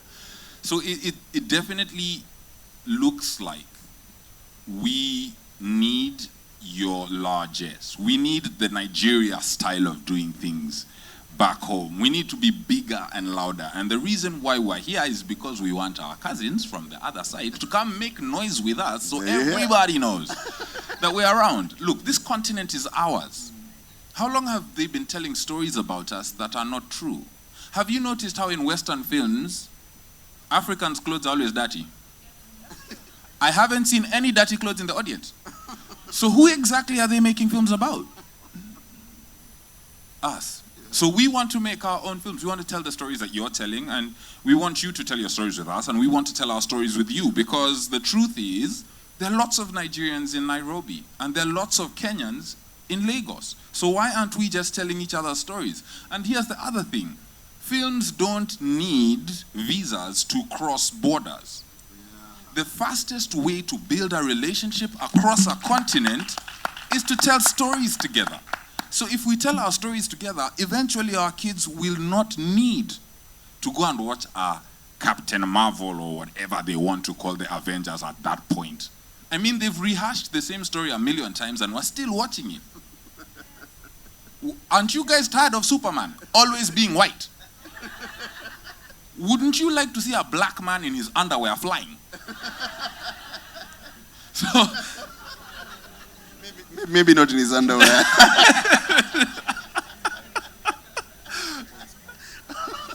So we've got, oh family man, come home. We're waiting for you. There's a whole country. Like this guy here. I mean, he doesn't say a lot, but he's an amazing writer. And I do mean amazing, because you can send him a script from anywhere, and he'll turn your script into Kenyanese, so that Kenyans will understand what you're talking about. So if you're worried that your pidgin is not going to get across in our market, send us your script, and then we'll convert. We'll merge it with our language and speak one language, because we understand each other. Yeah. So when you guys are ready, give us a shout. We're waiting. Dennis. I think you guys have basically emptied out the pot. But coming from the scriptwriting point of view, I think there's an opportunity for us to collaborate, because as I was just speaking, when we see Batman, we see Superman, we see the Avengers and these other guys flying, it's technology. But when your grandmother communicates to you when she's at the countryside using a mirror, then it's witchcraft, you know. So basically, yeah, it's witchcraft. We refer to it as witchcraft. Your grandmother is talking to you on the mirror, it's witchcraft. Superman flies, it's technology that is enabling Superman to fly. So it's basically the way the white men project us to be. And I think it's time that, again, we change these narratives, we change these cultures. And as he was talking about, I think in terms of production, in terms of the crew, we are set to go. And again, we know you guys have very amazing stories. The reason why you find, again, Nollywood is very big in Kenya is because of your stories. You'll find somebody does not understand your language, but they are glued to the screen because they kind of relate with the characters that they are seeing there. Even the discourse that you guys were having, it's interesting. Numbers were being bounced here, and I was seated there behind, and I'm like, whoa, okay. But you find that people go to the theaters. Moses was mentioned, I think, until I knew his name. People, and he showed some spreadsheets that he had here. The highest grossing film that we saw last year was Black Panther, true? Nobody went to the theater to see camera angles from Black Panther. Nobody. Everybody went there to see the story. The camera angles, the lighting, whatever other things that were there were just aesthetics to make the story better. So I think there's that gap for us to come together, do stories that represent our people, and at the end of the day, make money out of it. Absolutely.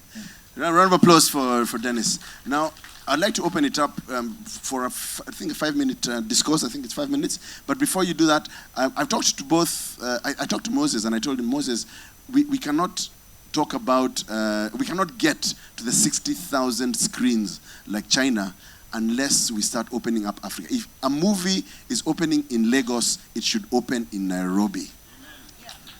That's what should happen. So I think that's a very big step that we need to take together. And Film House, I saw Genesis, I saw so many different places. Film One, is it Film One? And other places. We all need to work together and make sure that we are across the whole continent, we're opening at the same time, just like they do with the Hollywood movies. So it's open up to you. We have 50 screens in Kenya, 50 screens. And in Nigeria, times 4. You got it. There's a question there. Please give him a mic, please. Give the gentleman a mic. And there's some 2 back there. I want to ask, yes. What is happening with Konza City that is developing? Good question. All right. I would love the writer to go back home and think of a series, a soap around Konza City. Okay. Konza City. Yes. You know about Konza? Excellent. All right. I'm using it as a script I'm writing for somebody in Kenya. So go back and think about a series or serial on Konza City. How it's encroaching on the traditional homestead of the people around it. Okay, that's an interesting. All right, that's an interesting point. Konza City is a film city. It's a techno city. It's a techno city that they're building outside Nairobi, which will have all sorts of technology, including a film studio and all that kind of technology. Go ahead, sir. All right, thank you. My name is Tolu. Hi, Tolu. I, at the time, sometimes last year, tried to come make a film in Kenya. And I found out that I had to pay for everything. Now, let me say this. In Nigeria, the way we do it is we don't pay for everything. That's the only way. Because if you pay for everything, then you don't make money. You don't make any money. And so my biggest challenge was finding producers who knew how to, not pay for everything. Yes, because let me explain. Let me explain. So I walk into an hotel and they tell me you must pay $200 per night, and I'm bringing, I need to take 30 rooms, and I need to be there for 14 days. And then my budget is looking like I'm spending it on the hotel. And of course I'm trying to have conversations with people who should be able to help me close these things, but I just got tired. And I went somewhere else where, there might Where you didn't have to pay for everything. Yes. So this is what I'd say to you. You need to co-produce. And just the same way everyone here has been saying, in your preparation, take time to prepare, take time out, talk to people on the other end. You're not going to rock up at the airport and then expect the producer to be able to get you a hotel on your word. I mean, really. So the best way to do it is talk to us in advance. Tell us what you've got to offer. Let's then talk to the hotel and tell them, look, there's some fabulous product placement available for you in this film. We can do it. I've done it for other people. I can do it for you. All you need to do is reach out. Like I said, give us a shout. We're waiting for you. Oh, you get it. You get his number. Let me add something to this, just to make sure that you get we get this message across. When I was talking about counties, I'll give you an example, right?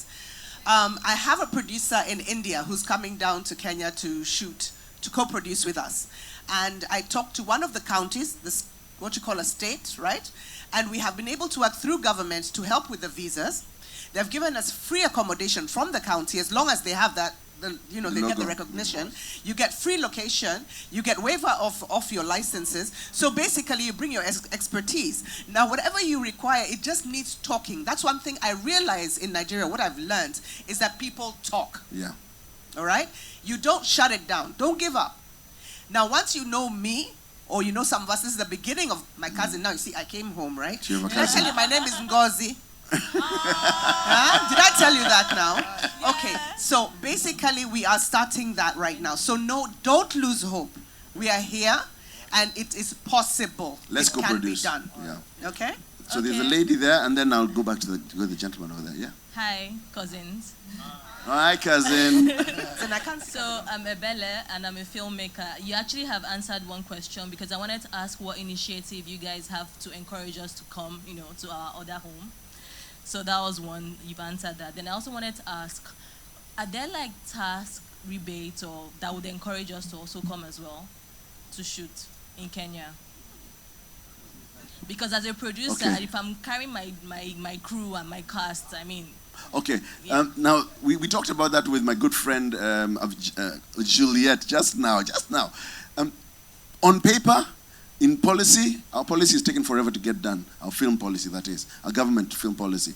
But what has happened is when we have a particular situation, we go to government and tell them, we would like you to consider waiving this, and this. And it has happened in the past. As he said, they've done it, you've done it. You've approved, you've done it. We have the government agency right here. And we tell them, guys, these guys are coming from Nigeria, they are brothers, they want to shoot this is what we want to do, and we would like waivers on this and this and this. And we ask for specific things, and we'll get it.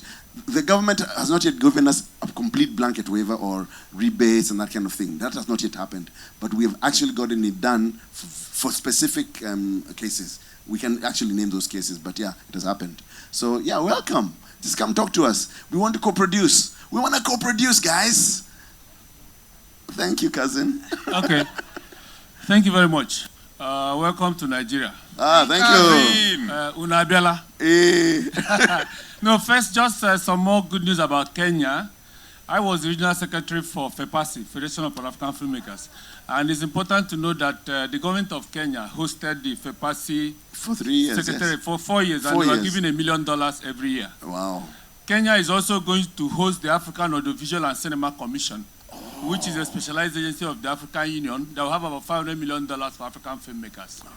So I just to add some more information. Thank you. In Nigeria, you actually are supposed to pay to shoot. It's in the enabling law of the Nigerian Film Corporation and Lagos State Film and Video Censors Board. But because of pressure from the industry, it's been stepped down. But the actual solution to what you're talking about is to have an official co-production. Exactly. Not the one I decided to do with my friend John Karanja, your colleague. Oh, you know John, yes, yes. So you have to have an official co-production, which will mean that any production from those two countries will be treated as a production from that country. Okay. That will mean that if Nigeria has a co-production treaty with Kenya, if you're shooting a film in Kenya, it will be treated as a Kenyan film. I just thought to mention that. Thank you. Thank you for that information. All right, I have one more hand here, or 2 hands. Okay, so we'll allow those 2 hands, and then I will have to hand back to my delightful, very beautiful Gocha Kidogo. There's one. Magaria, that's your cousin. Oh, it's my cousin. Sorry. Okay, it's my cousin. Ladies and gentlemen. Yes. Good afternoon. Good afternoon. I'm just going to take it from what the last speaker said. With this enthusiasm, is it just possible that the two industries, this Riverwood and Nollywood, can make effort to put a co-production treaty together?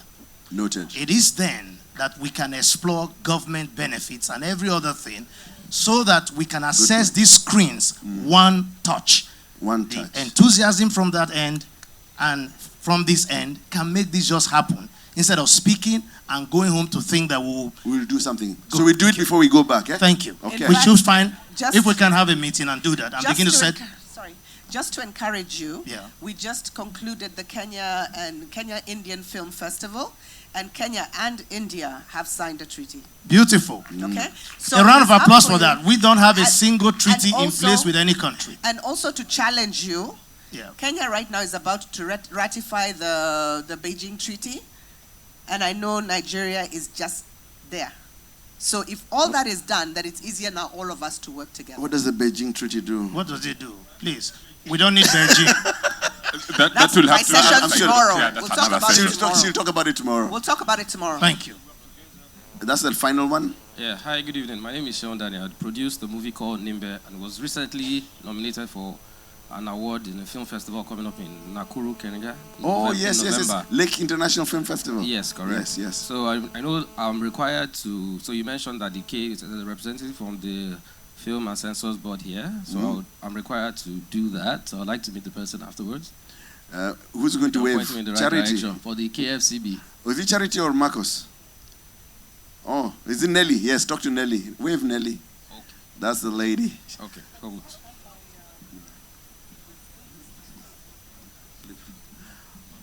All right. Sorry, let me quickly tell you. After your classification, before you even move the film outside the country, you need to classify. You need the approval of National Film and Video Censors Board. And National Film and Video Censors Board is equally working with the Kenya Film Classification Board to collect that approval before it is legalized. Otherwise, if it's found in their market, soon with our new collaborations, Nigerian films that found their way illegally into the East Africa, championed by Kenya, we're going to raid virtually everything. Thank you. All right. So, and you have. Okay. To add to what he has said, for us to maybe waive the license, because remember it's only the licensing. Yes. What happens is that it must have been rated in Nigeria first. Because if it's not been rated here, you can't, yes. then we will not know whether it's gender exhibition, parental Thank guidance, or what. So whatever the case, it must have been rated here first. That's Nelly Muluka. She's the communications director at Kenya Film Classification Board. Thank you, Nelly. I'd like you guys to give closing remarks. Anybody, then we can hand back. It's strange. I'm a filmmaker, but I'm actually going to speak for the censorship board because I think that, especially in this country, it is absolutely critical that you have your films rated. And let me tell you why. If your film can come into the Kenyan market already rated, that means that we know that your film exists. I am certain that there are some filmmakers here whose content may already be playing in Kenya without your knowledge, which means that they're not paying you. So, it is better for you to have your film rated on this end and then rated on our end, because then we know it exists. So when it shows up on TV, what is your right will be paid to you. Either that, or we have Afro Cinema plays every day for at least 8 hours. I am certain that your films are already showing in Nairobi and you don't know. And with that, ladies and gentlemen, thank you very much for your time. I don't want to be called again. Kuja Kenya. Kuja Kenya means come to Kenya. Nice to see you, Michelle. Thank you so much. Our cousins from the other side. Okay, so looking at time, we might have to push some of our sessions. So we were supposed to have another one down here and upstairs, but because of time, all that will be pushed to tomorrow.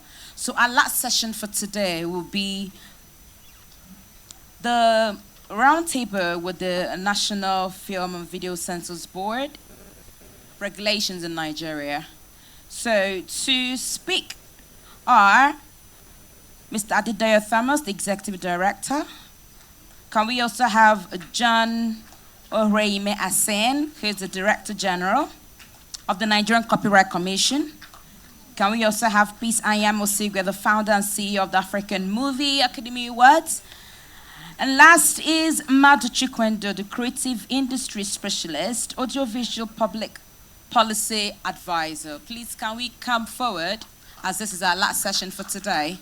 After this session, we'll be going to Film House for the opening cocktail. So from here, after the session, we'll be going to Film House to continue the networking, the discussions, but now in a cocktailish manner. Thank you very much. Thank you, sir. I think you missed a name out here. Gaboski. Okay, Gaboski. Yes. Please, can you come to the panel? Okoye Gaboski. Sorry, can Gabriel Okoye, Igwe Gaboski also come forward? Thank you. He is the CEO of Gaboski Films. Can we clap for him, please? After this, we're having a cocktail, so please clap. Thank you.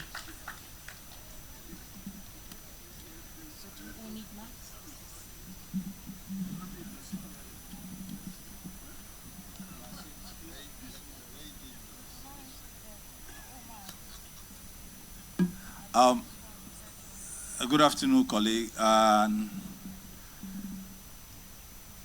To those from the other side of the Nigeria, our sisters and brothers, the East Africa, I think South Africans are here, a few Ghanaians too. You're welcome. This is Nigeria, and this is the best of the creative industry gathering you can see. And you can imagine the way we do our things. When it comes to saying the reality from the sections you've listened to, you see, we bash ourselves, we hit ourselves on the head. But by the time you go out, you'll be surprised that those who had that argument are the one, having their lunch and tea break together. That's who we are. On this section is to look at one of the things that you need to be aware of in terms of your production. Just like anything you're doing, it has the beginning, the production. The end production of anything is market. But then, there are policies laid down in any production. Any goods and services within a society, within a small community, there are rules and regulations laid down. For Nigeria, we have National Film and Video Censors Board that looks into the content, principally, of the film and grant approval and ratings. It's National Film and Video Censors Board, fine. The name was carved out when the military dictators were still on power. But ironically, if you look at the operation now, the word censors is not that draconic thing you are looking at. It's business friendly based on the policy of the president of ease of doing business policy. So National Film and Video Censors Board is not that draconic. It's only to classify, look into the content of your product, which is film. And again, plus or minus import and export, collaborations with other sectors in the film industry, and of course, the government, other government agencies outside the country. We are to make all of you smile to the bank. And what does that mean? Government don't have business in businesses. Government everywhere in the world developed and developing consider creating an enabling environment for business to flourish. It is from there that the government now gets taxed. It is when you smile to bank that you'll be able to pay our own salary. So that's the point. It's not that government is there as a regulator to winch on or to stop your film at every point in time. But then we must protect something. Something is very cardinal. And that's, especially now,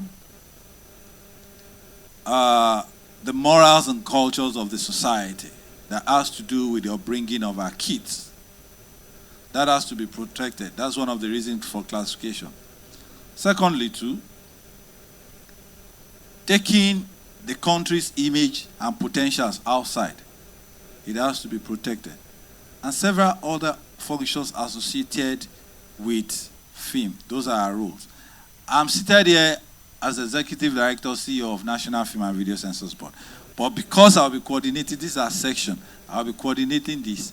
I will be asking questions outside my office so that you hear from them. And luckily, to announce one thing to you, government agencies are related in terms of operations, in terms of the industry we are. When we are talking of piracy, it's not called piracy within our own law. It's called uncensored and unclassified in unlicensed premises. So any of those products is equally a pirated product, or any of the pirated product is equally an unclassified, uncensored, found in an unlicensed premises. For quite some time, I'm 2 years plus, to announce to the film industry, they know what has been happening between the past regimes of before the president, Muhammad Buhari, comes in. There's been no good relationship with agencies. But let me announce to you today, especially the stakeholders in Nigeria, that the new copyright DG, seated on my extreme right, and myself are now working extremely well. We share idea, and we want you, in public we're saying this, and we want you to see us as one, unlike before. So that's one of the growths in the industry. So not to take your time, I'll be asking a couple of questions that is related to the industry and which you must know, which has been it has instigated a lot of actions. Then we throw it back to you to ask probably us and those seated some other questions. I'll start with my sister here, Peace. Peace, you probably introduce yourself briefly first, then you take this question. Let me start with you. In the growing trend of technology and several other things, what will you say about the growth of cinema, the rebirth of cinema, I will say. The rebirth of cinema and the growth, and DVD market. Well, my name is Peace Anyamusigwe. I'm a filmmaker, but I'm also the founder of the African Movie Academy Awards, AMA. Well, we know that cinema has become like the benchmark, like we spoke earlier today. A lot of people want to see their films going to cinema and making sure that they have a theatrical release. But there is still a thriving DVD market that even sees the films that have gone to the cinema become pirated and are being sold on DVD and are being shown across Africa. So there's not just the DVD, there's also digital, you find people copying them onto flash drives, etc. Somehow these films get out as well. So there's actually a need for the regulatory bodies and the filmmakers to understand that when you have a plan to release your film, even if it's through the cinema, you should understand that there are different windows of film release. So if you know that you're going to the cinema, you should have a plan of when you're going to bring it out on DVD, because whether you like it or not, there is a margin. There's two things that happen. A lot of us think that everything happening in Lagos is what's happening all over Nigeria or all over Africa, and it's not. The truth is that theatrical release is still very limited. We only have 200, I think, screens across the country in Nigeria at the moment. Across West Africa, I'm not going to go into North Africa, I don't think that we have up to 2,000 screens across the whole West African region. There's been a lot of discussion about whether DVD is dead or it's still alive, or that people are just working on Netflix and Iroko and online. And actually, to prove a point, and I told DG this last year, I did something that everybody thought was crazy, but because every time we're talking, everybody tells you DVD is dead, DVD is dead. I actually traveled by road from Nigeria all the way to Mali just to prove a point. I was stopping in every city, in every town, and what was I doing? I wanted to see what was happening with film. Because sometimes I like to talk with, facts behind this thing. And the funny thing is, between here and Benin Republic, you saw the trade. People were buying films. Even people were translating our films, dubbing them into French for us by themselves. Then you get to Togo, the same thing is happening. You get to Cote d'Ivoire, you get to Sierra Leone, you get everywhere, the DVD market, and private viewing centers being shown on DVD. So they have actually like what I call video DJs. So they'll be translating the films for you whilst it's playing. And it's like a big thing in places like Burkina and Guinea-Conakry.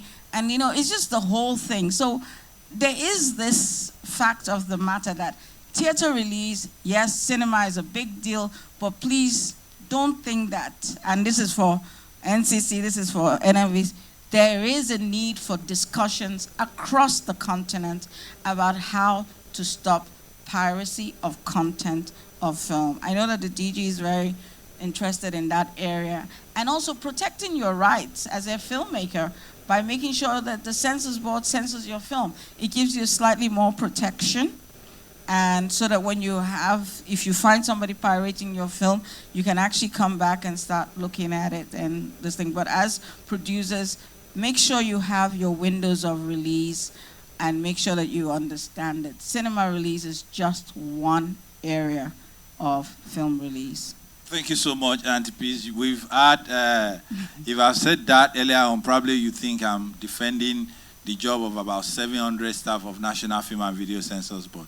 But now it has been, opened to us by those in the industry themselves, that it is only illiterates like us that lives in Lagos, Kano, Nairobi, and Onitsha that feels the DVD is dead. And to protest our point as well,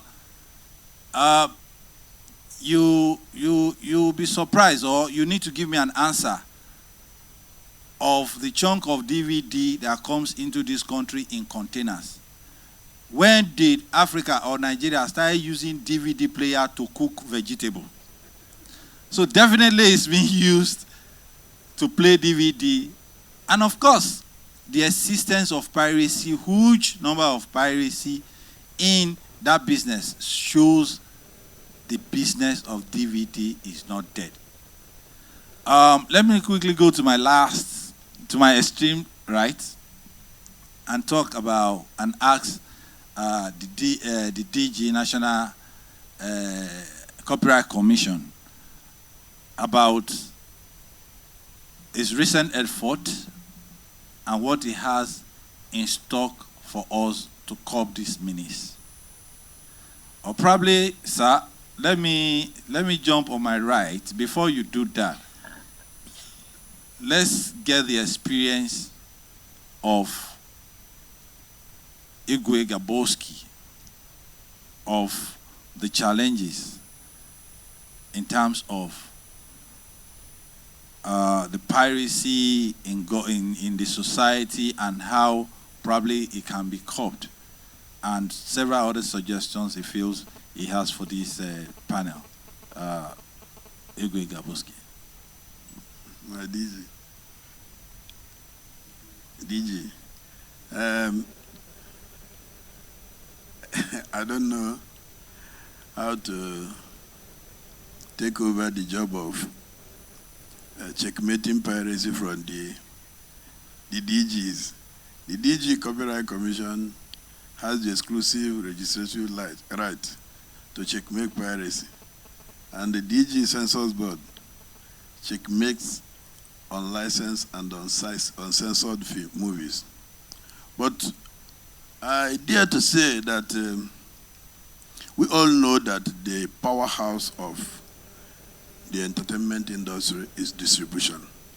That is where the money lies. And that is where strategies that define the pace and the scope of the industry is determined. So if you neglect distribution, I don't think you are making any sense in what you are doing. It's like what we say in the elementary agriculture. He said we are producing farming for consumption. So you make a film for the consumption of your family. But the fact is that the world is going digital. Attention is shifting to digital. Unfortunately, in Nigeria, when our cousins from Kenya were talking, they say everything in Nigeria is ×4. It is not true. There is what we call BRICS. BRICS is the emerging economics of the world. Brazil, Russia, India, China, and South Africa. That South Africa would have been Nigeria. But they have one shared secret. It's on cinema. Brazil has 3,500 screens. And they had a policy that every year they must produce 200 cinemas. Russia has 3,500. India has 14,000, 12,000 single cinemas and 2,000 multiplexes. China has, as at 2008, 4,100. But by now they have 50,000 cinemas. America is the mother of all, with their 45,000 cinemas. South Africa has about 3,000. Nigeria has less than 100. You are talking about screens. You are talking about the building. So, you see, but if you check our population compared to those countries, you see where we are lagging behind. But Nigeria has opened eventful dialogue with the rest of the world through entertainment. And we don't want to continue talking the way we are talking without action.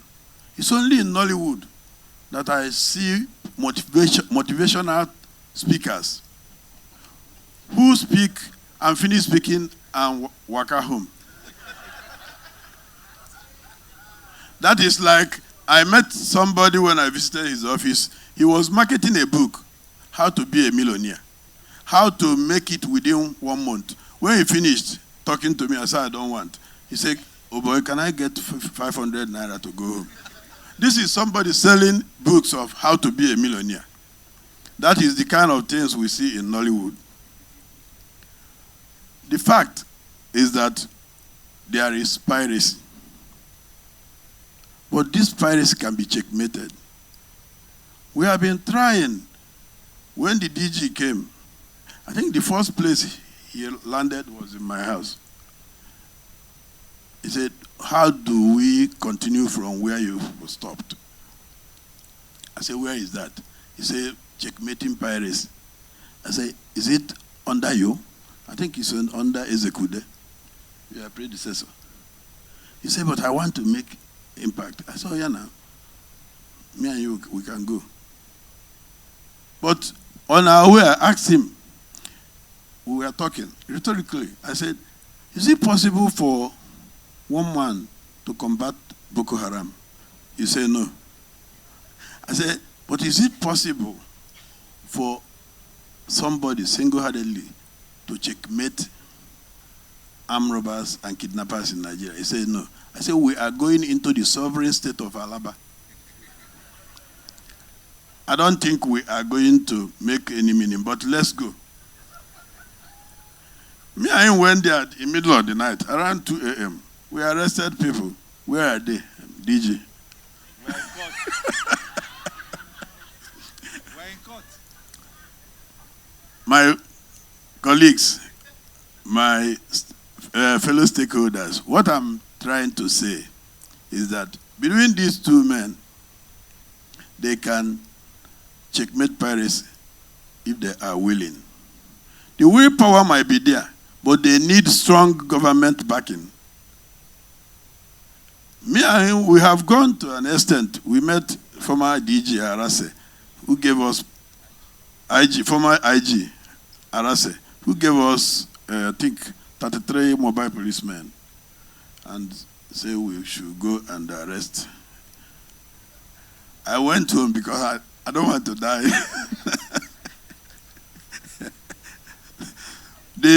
What we are trying to say is that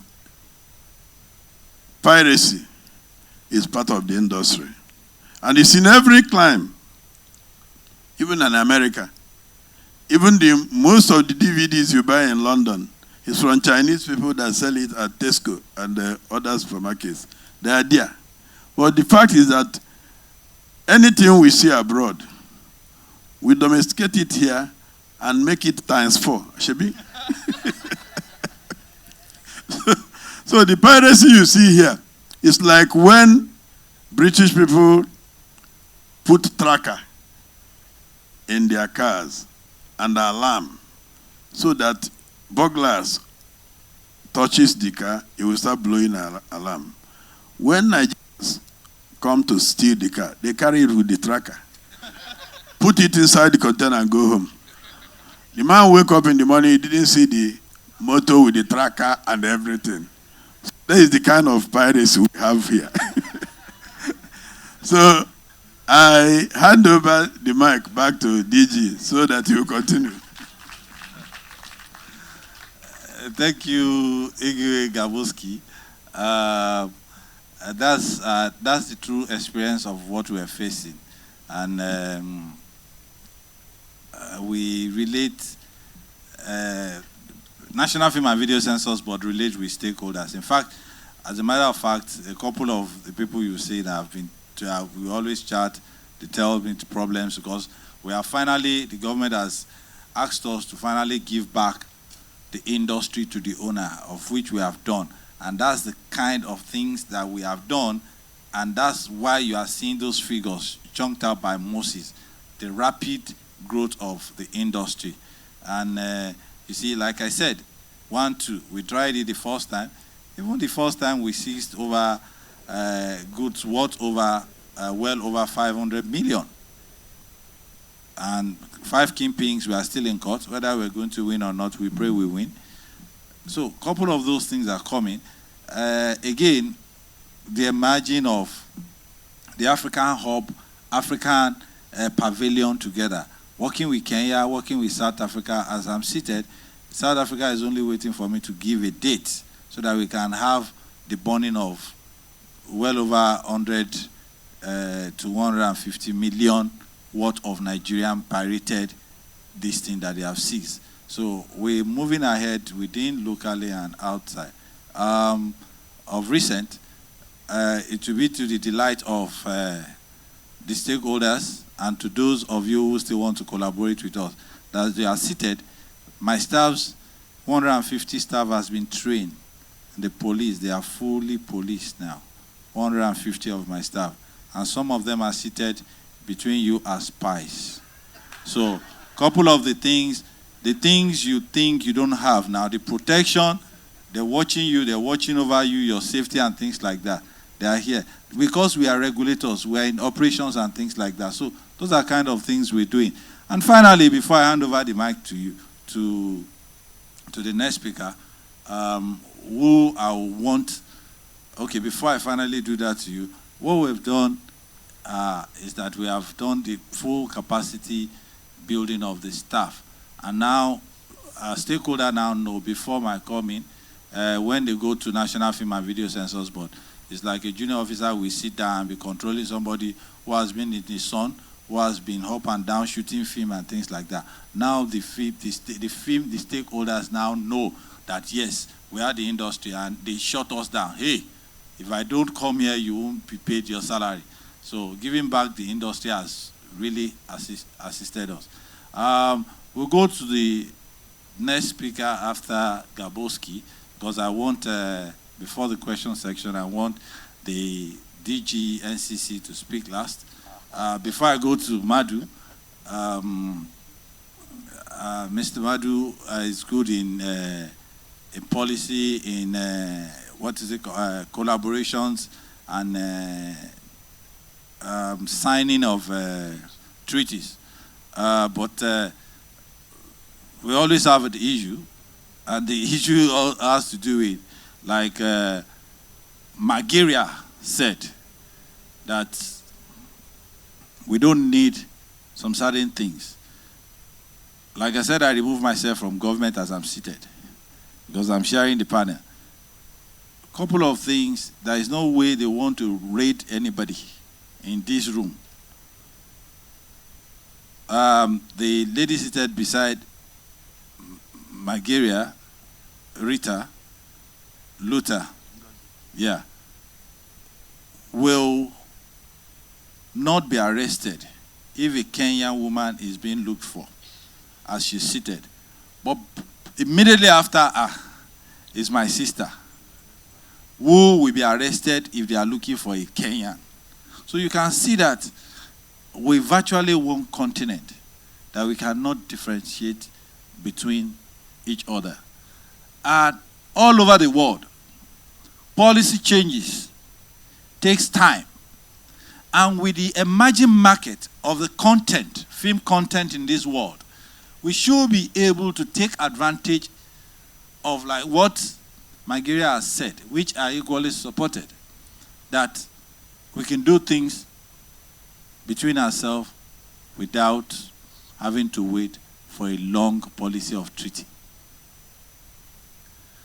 Those are kind of, the treaty that we're talking about is mostly being forced because somebody needs to have an agreement to be able to tap a particular finance somewhere. And the finance, what are they? We've heard from the finance committee or the finance panel that what? That now we're growing. We think we have gotten there, we haven't gotten there. But this is our best time. Nigeria was declared the emerging new market this year in Las Vegas. We can always do finances within ourselves if that is the only key thing that international treaties will cause. And if the treaties did not come between Kenya and Nigeria at that level, there's already understanding between the Kenyan board and Nigerian census board and South Africa and Malawi. Before you know it, we're developing an harmonization of content where classification will be the same based on culture and morality of the entire continent. So, Mr. Madu will be telling us more about his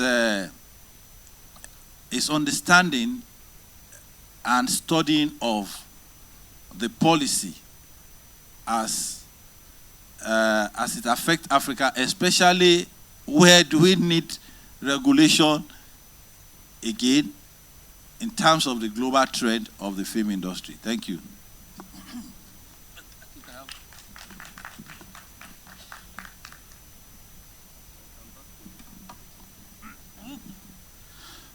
Thank you very much, Idi. Where do I start? Some years back, when I was the National President of Association of Movie Producers Nigeria, I had a series of meetings with some bankers to try to get together a film fund. And then I kept lamenting, and then one of them said to me, one lady, she used to work with BGL, that as long as the dog does not bark, the goat will continue to eat his inheritance. And I've never forgotten that saying. You know, nowadays it's so easy to celebrate Nollywood, but it wasn't always like this. I know there are one or few people here like Gaboski, a few others, who remembered when we go to location, and then when we go to location, there will be no food to eat. And then the owner of the house will end up feeding us for many days. And then we won't even have money to go. And then there will be no bus to carry the equipment. And then the cameras were not this light, though. They used to be very heavy. So some person will carry a camera on his head. Then the tripods were not like this at all. They were like 4 times the weight of this one. And then we distribute, and then when we formed the associations and the guilds, The cassette is so heavy, you need 4 people to carry it, times 4 again. And then when we formed Directors Guild of Nigeria, we were so lacking in credibility that we had to go and get outsiders to be on the board of trustees. So we invited the people who used to abuse us in the newspapers, late Chief Edubo Manko, because they had credibility. They were the old filmmakers. They were shooting celluloid. So we didn't have the courage to even put our name as, you know. So the industry has come a long way. But you see, there is no replacement for the practical work. If we are looking at treaties and policies, there will be no Nollywood. Because we graduated in the 80s, there had been a lull in the industry, the cinemas were no longer functional, and then a lot of us from the southeast came down to this is the southwest, for my brothers from Kenya. I'm from the southeast, like 8-9 hours away. And we are hungry. So we are not waiting for any treaty. So I'm not at all advocating that instead of making films that we should wait for a treaty, right? We didn't. We just started doing it. And then luckily for us, technology also came into play. You know, there was miniaturization and digitization, and so a lot of things have changed. But for me, what kind of policy framework do we require? First and foremost, I said to some of my colleagues, with the new set of administrators that we have now in Nollywood, if we don't get it right, we will never get it right. And I'm not saying because 2 of them are here. Because someone mentioned the Beijing Treaty. That is the treaty for the protection of audiovisual performers. The 2013 Beijing Treaty. He was part of it. I was part of it. In drafting that, he was in China for the signing.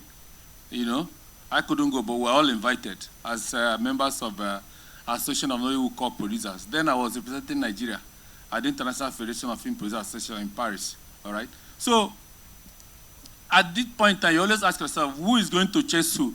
Is it the legislation that will chase the performer?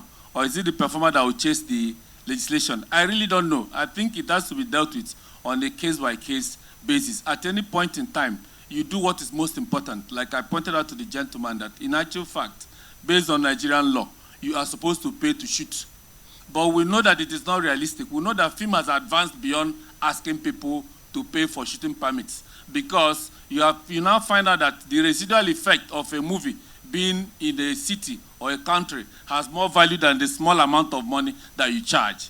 And so that is why in the US you have the concept of runaway productions. You see them running to South Africa, to different countries, because there are simply more attractions there, rebates, tax incentives, and what the lady talked about, you know, benefits that are not necessarily cash, but ultimately add value to your production. So at this point in time, I'm aware, for instance, that there's a review of the Copyright Act that is pending at National Assembly. But what I always say to myself is this, and we used to have this colleague, he's late, he's a lawyer. He's one of the pioneers in the intellectual property, Efero Zako. Efero Zako used to say that, look, every law should be tested. So for me, how many people have we captured and taken to court? Because that is why if you look at Western jurisprudence, you have the State High Court, Appeal Court, Supreme Court. So virtually anything can be challenged. Let us challenge it up to Supreme Court. Let the Supreme Court tell us that it is not valid. You understand what I mean? And so we need to identify the various levels of stakeholders involved in this policy-making process. For instance, it is very common for the practitioner to tell you that, oh, Census Board is not doing enough. Copyright Commission is not doing enough. But I ask you, what is your own contribution to this process? Because the civil servant receives his salary. Whether he captures pirates or not, he will get his salary. There's no way they will not pay DG that he didn't capture. His mandate, they didn't say every year, you must show us how many people are in chains. Yeah, I used to say it, and at times they get upset because maybe some of them may not understand me. I have never heard that somebody was sacked that he didn't go and catch pirates. Because he will stay there, he will retire, he will collect his pension. And unfortunately, yeah, because for me, we go to a lot of festivals outside Nigeria in Western countries. And it was always very embarrassing when someone from, let us say Poland, you know, they are not a big production country like that. He said, oh, you're from Nollywood, it's the second largest in the world. And I used to feel very embarrassed because maybe I'm staying in a hotel that's 400 miles away, that I just barely managed to pay 400 euro a night. And then this small producer from a small country, he's staying in a hotel of 1,000 euro. You're saying I'm the second largest in the world. And, you know, the part of Nigeria where I come from, there's a particular sub-ethnic group, Abreba people, they are merchants. So they will say all this grammar, all this English you're speaking, how much naira do you have inside your pocket? So we should move beyond academic processes, all right, and say to us, how do we solve the problem? And solving this problem will involve identifying the various levels of stakeholders. Okay, for instance, I'm aware of the terrible risk they took. They are just saying it casually. It's not, that place is a den of killers. I'm telling you, they have been known, that market is the biggest pirate market in the world. They have been known to overturn police vehicles and set it on fire. They have arms inside that market. They have all sorts of things. So what happened at the end of the day? You take the pirate before a judge. Who does what? He turns around and gives judgment that you infringe on his fundamental human rights. And you find Census Board 10 million naira that's in front on. But we're in a democratic process. So that means that even the judiciary is a major stakeholder in this process. We need to have capacity building program. I know of a case where a photographer's work was infringed by an advertising agency, and he took the advertising agency to court. And he was asking for 10 million. And the judge looked at him because the lawyer for the agency said, "My lord, this is just a common photograph." And my lord, the judge said, "Yeah, but why is your photograph, what is different? After all, is it not 100 naira they pay for photograph in the market?" And the artist said, "Well, my lord, that I am not a photographer. I am an artist. And this is my photograph. It is not the 100 naira, it's a work of art.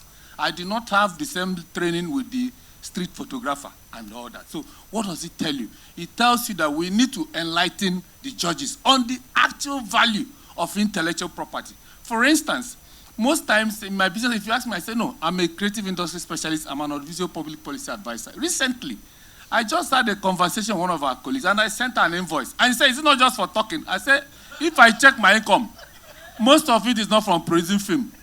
That the work I have done is over 30 years experience." There was a time I went to WIPO in Geneva to speak, and I was paid so close to $10,000. I was saying to myself, how can they pay me this kind of money? And my good wife, she's president of an association, they said, "But what they're paying for is your experience. They're not paying for 5 minutes of talking. If Census Board gives me 1 million now for talking, they're not paying me for talking for 20 minutes. They're paying me for that residual experience." So we need to begin to value and make these stakeholders. So I'm trying to point out to us, ladies and gentlemen, we must begin to move away from this thinking that it is only the film practitioners that are stakeholders. There are other stakeholders. What about the customs? We know for a fact that that market is close to the Nigerian border. You guys might know it's very close to the border with Benin Republic, okay? It's less than maybe 1 hour from the border if there's no traffic. And so, it is so easy for these pirated products to come in from the West Coast, and then from there, even to other parts, even to your country. A lot of it come from here. Because our DVD replication costs are among the cheapest. From Cameroon, they come here to replicate. From Central Africa, from other parts of West Africa. So what does that tell us? It tells us that even the customs are part of the stakeholders. And then what does it tell? Once you're involved with the border, you're also talking about what? Immigration. The immigration are also stakeholders. And then what about the police? A model where, of course, the ED is a government officer. He will not tell you what they spent in conducting that raid. Yes, he will not admit that he gave bribe. I'm not saying you did, though. But a model where you have to pay anybody for enforcement is not sustainable. It makes it very expensive and very difficult for its enforcement to take place. So I think critically, we need to first even be able to exhaust the legislation and the policies that are in place while we create new ones, and then look at how we can test these things. Because, you see, if we continue to talk here, at some point in time, we must stop talking and move into the streets. When I was National President of Association of Movie Producers, at that time, I know the funny thing. The thing he's talking about is like, this movie is well, it's like Transformers. I think it keeps changing shape. When I was president, between 2003 and 2007, our biggest problem was video clubs. Yeah, so at a point, we got so angry, I set up a task force all over the country, and then we were going down, beating them up in them, carrying the ones who could arrest. Now the danger is changing.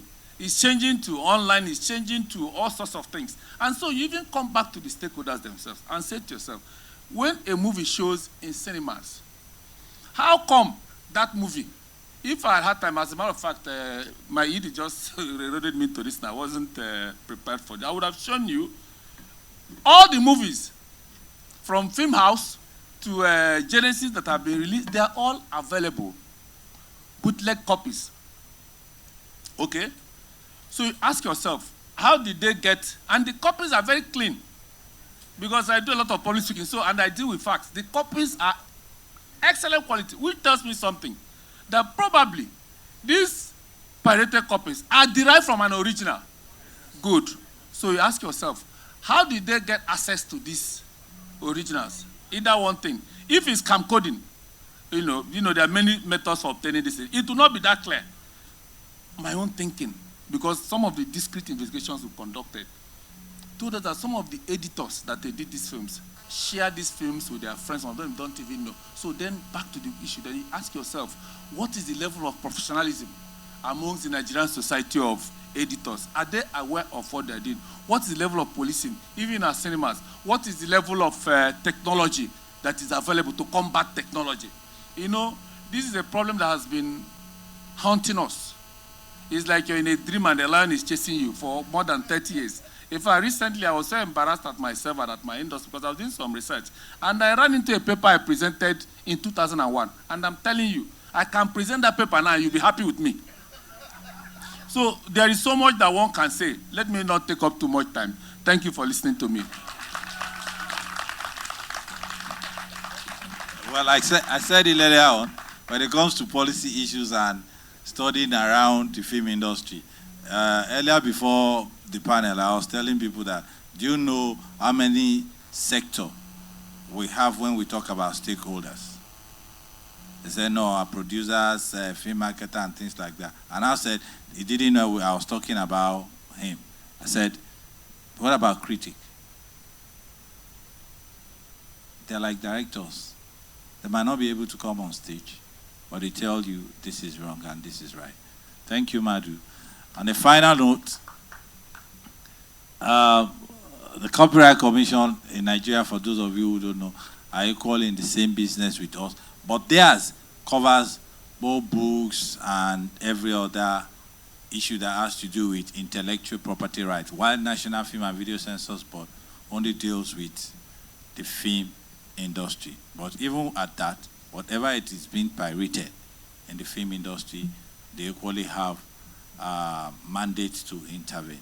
I give my brother, you're welcome again, and thanks for the good collaboration that we started. So thank you. Thank you very much. I don't really have much choice in that because we're in this business together. Thank you so much, and thanks for very kind words. Frankly, it would have been a disservice to my nation if there was this kind of dialogue and I choose to be absent. And I can assure you, we've talked privately, and what we're seeing today will certainly deepen. And this is the same attitude I bring even in dealing with other agencies. Last week we were with the Broadcasting Commission, and we find that there are a lot of convergences. There are a lot of intersections. And there's no how we can deal with any industry unless we factor in everyone that is involved in that industry. Even as we're speaking, there will be a point where the Broadcasting Commission will also be required to assist in some way. So we will continually engage in the interest of this industry and the interest of this country. Well, I would disagree with my brother here. If you are a DG, for instance, it's not enough to say you get your salary. If piracy is on the rise, you shouldn't have a good sleep. The question is, what's your job? So for me, part of being in leadership is to discharge your duties. The pay should be secondary, because anyone can get in there and be paid. So we have a duty to perform. And I think one of the duties is what we're doing now, to engage and to interrogate the system. Well, Nollywood has come a very long way. And like we've all said here, it's not because government has done so well for Nollywood. No. It's almost like a child of circumstance. It's managed to survive on its own. And now that it has survived, we are all more than, eager to raise it up and flaunt it as, oh, this is our baby, we are doing so well. Pardon us who do that. But having said that, we must sustain Nollywood. And that's my real fear. This will not be the first industry in Nigeria that will grow exponentially. And if we don't address those things that could kill the industry, we might have a crisis in our hands. And I wouldn't want that to happen in our own time. Now, the NCC, Nigerian Copyright Commission, is like Kekobo in Kenya. So I talk with Edward regularly, and we share a lot of information. In fact, he was here sometime way back before he became, he rose to that position when Marisela was still there. He came to Nigeria and spent a week or two with us in the Nigerian Copyright Commission, just to see how we do things here. But when they came, Nigeria was way ahead. But somehow they were able to catch up fast in so many areas. And there are things now that we're beginning to learn from them. So that's to tell you that there's a synergy, and we'll gladly, continue that relationship. Now, this industry, anytime you have this kind of discussion, you begin to see those three major components. We pay so much attention to the legal framework, but that alone is not what will keep the industry going. So for me, I've come to accept that I must understand the trinity. And that's the legal framework, the business side, and the technology that runs the business. So it's important that as regulators, we must understand those three areas. And the law is the easiest part of the three. So for those of us in regulatory agencies, we don't understand the business so well. So we need to talk to the bankers, we need to talk to the practitioners, those who finance. Then we also need to know what is driving the platform on which this business is running today. Because if you run after pirates using the old model, they will gladly surrender those DVDs to you and tell you, oh, sorry, not knowing that they're making the money from somewhere else. So we have to match them even on those platforms. That is very key. So for us, Nigeria has done well. Talking about policy, the Beijing Treaty.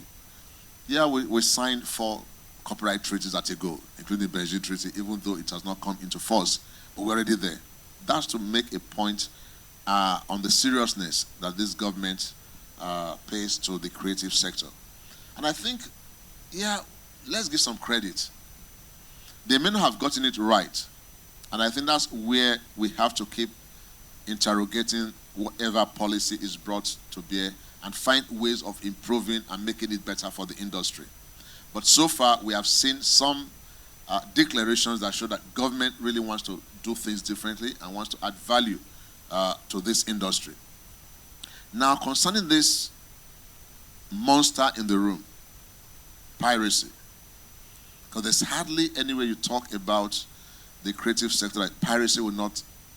Maybe the ED made it deliberate that he put me last. Sometimes it's better to leave piracy as the last thing you want to talk about after you've dealt with every other thing. And for the Nigerian Copyright Commission, it's actually ×4. I mean, because we'll deal with piracy in movies, piracy in books, piracy in music, and piracy in broadcast. So it's multiplied. So ×4. But I've discovered that they have there's a common denominator across all this. And we can use experiences from one area to help us in the other areas. One thing I've come to see is that pirates are also, they're human. And in many cases, they are friends, colleagues. Some grow out of the industry to become pirates. Like in the case of publishing, some of the booksellers are the ones that as pirates become publishers, then they find other pirates, and it's like dog eat dog. So because we know this thing, we know where they are, we know how they operate, we should be able to have greater collaboration. And for me, if we want to fight piracy, we must begin to be strategic. It's not about running around and just catching them. We must find a way of going for the jugular. Unfortunately, in every large forum like this, you can't even begin to discuss all the details. Because I tell you, pirates will always come into the room to know what government agencies are saying. But having said that, I think the collaboration is very important. And I can assure my brother at the Film and Video Censor Board that if there's a gap in that enforcement that was done, and there's any value we can bring on board, I will gladly sign off that. I will tick that as it's done. Because I can't watch you take a pirate to court and I see a gap there and I watch and see how you'll be defeated. No. We'll come in, we'll synergize, we'll put together all the resources we have and ensure that if it's one pirate we bring down, that's -1. And we must begin to drop the numbers. That is very key. So we must collaborate. And I think, for the Joint Copyright Commission, we are beginning to look at not just the physical piracy, the online piracy now is really, really important. And we must all go online. We must keep watch on what happens online. And there are no boundaries. And when I talk with Edward, I tell him, I say, look, for us in Nigeria, we want to have safe corridors. I want to feel that when Nigerian works move to Kenya, they are passing through safe corridors. And whatever is going to cause a break in that corridor, we must address it. So I'm happy that there's already a relationship with your counterparts in Kenya. We also have that discussion going with Kekobo. So it means that we can synergize. And I don't see why we should have 24 in one DVD of Nigerian movies in Kenya. If you go to Gambia, you see them, Sierra Leone, everywhere. And that tells you these are pirated works. But they'll tell you, look, we don't even know who to approach. We don't know how to get at them. We don't no information. I said, okay, we're going to work together, get some protocol and find ways of reducing the numbers. We'll work on that. A lot has to be intelligence-based. It's not just, raw information. There must be serious intelligence. And it could take a while, but we must keep working until we get to the very root that you can pull it out and have a good outing. Then, of course, I believe that the solutions have to be industry-specific. The solution you have for book will not be the one you have for film or the one for music. That's why I believe in engaging also with the stakeholders. And the beauty of this wonderful meeting is that I've already structured at least 2 groups that I have to talk with. We just had one at lunch. I had one before lunch. And I said, look, we need some strategic meeting to address certain issues. So we'll take the issues that concern different sectors and we find solutions around that, because I believe it's not a one-size-fits-all approach we'll adopt in fighting piracy. Then, of course, I agree with you that enlightenment and education is very key. Last year, we had a program for the judges. We've begun the training of, not training, refreshing the minds of judges on what they should know on these copyright issues. I'm going to carry that through. And one of the things I find is that we take it for granted that people know what it's all about. Often they don't know. Some judges genuinely would want to apply the law, but they don't understand what you know and why they should apply it that way. And I agree with you that what we have today as the Copyright Act, if we apply it well, will certainly serve in bringing down piracy. But the judges must know how to apply the law in the most creative manner. And of course, if there's any other regulatory regime that we need to step up, for instance, the optical disc regulation is there, we must bring all this together to see how we can synergize as regulatory agencies and make the best of it. Otherwise, the pirates will just be right there afar off, and they'll just be having all the fun, knowing that we are a confused lot on this side of the divide. So I have the assurance from my brother, and I will reaffirm that going forward, the agencies will work together, and with stakeholders, Igwe, we'll do more work together. Peace. We have some talk, okay? So going forward from here, I think we'll be able to put together a program, a good program that will give pirates, a good run. Thank you so much. Thank you all. We would have loved to continue on and have our last whatsoever, but I think with SIGDA I've been receiving. Probably we need to give the owner of the industry the opportunity to either contribute or ask us one or two questions. Please. Yes, madam.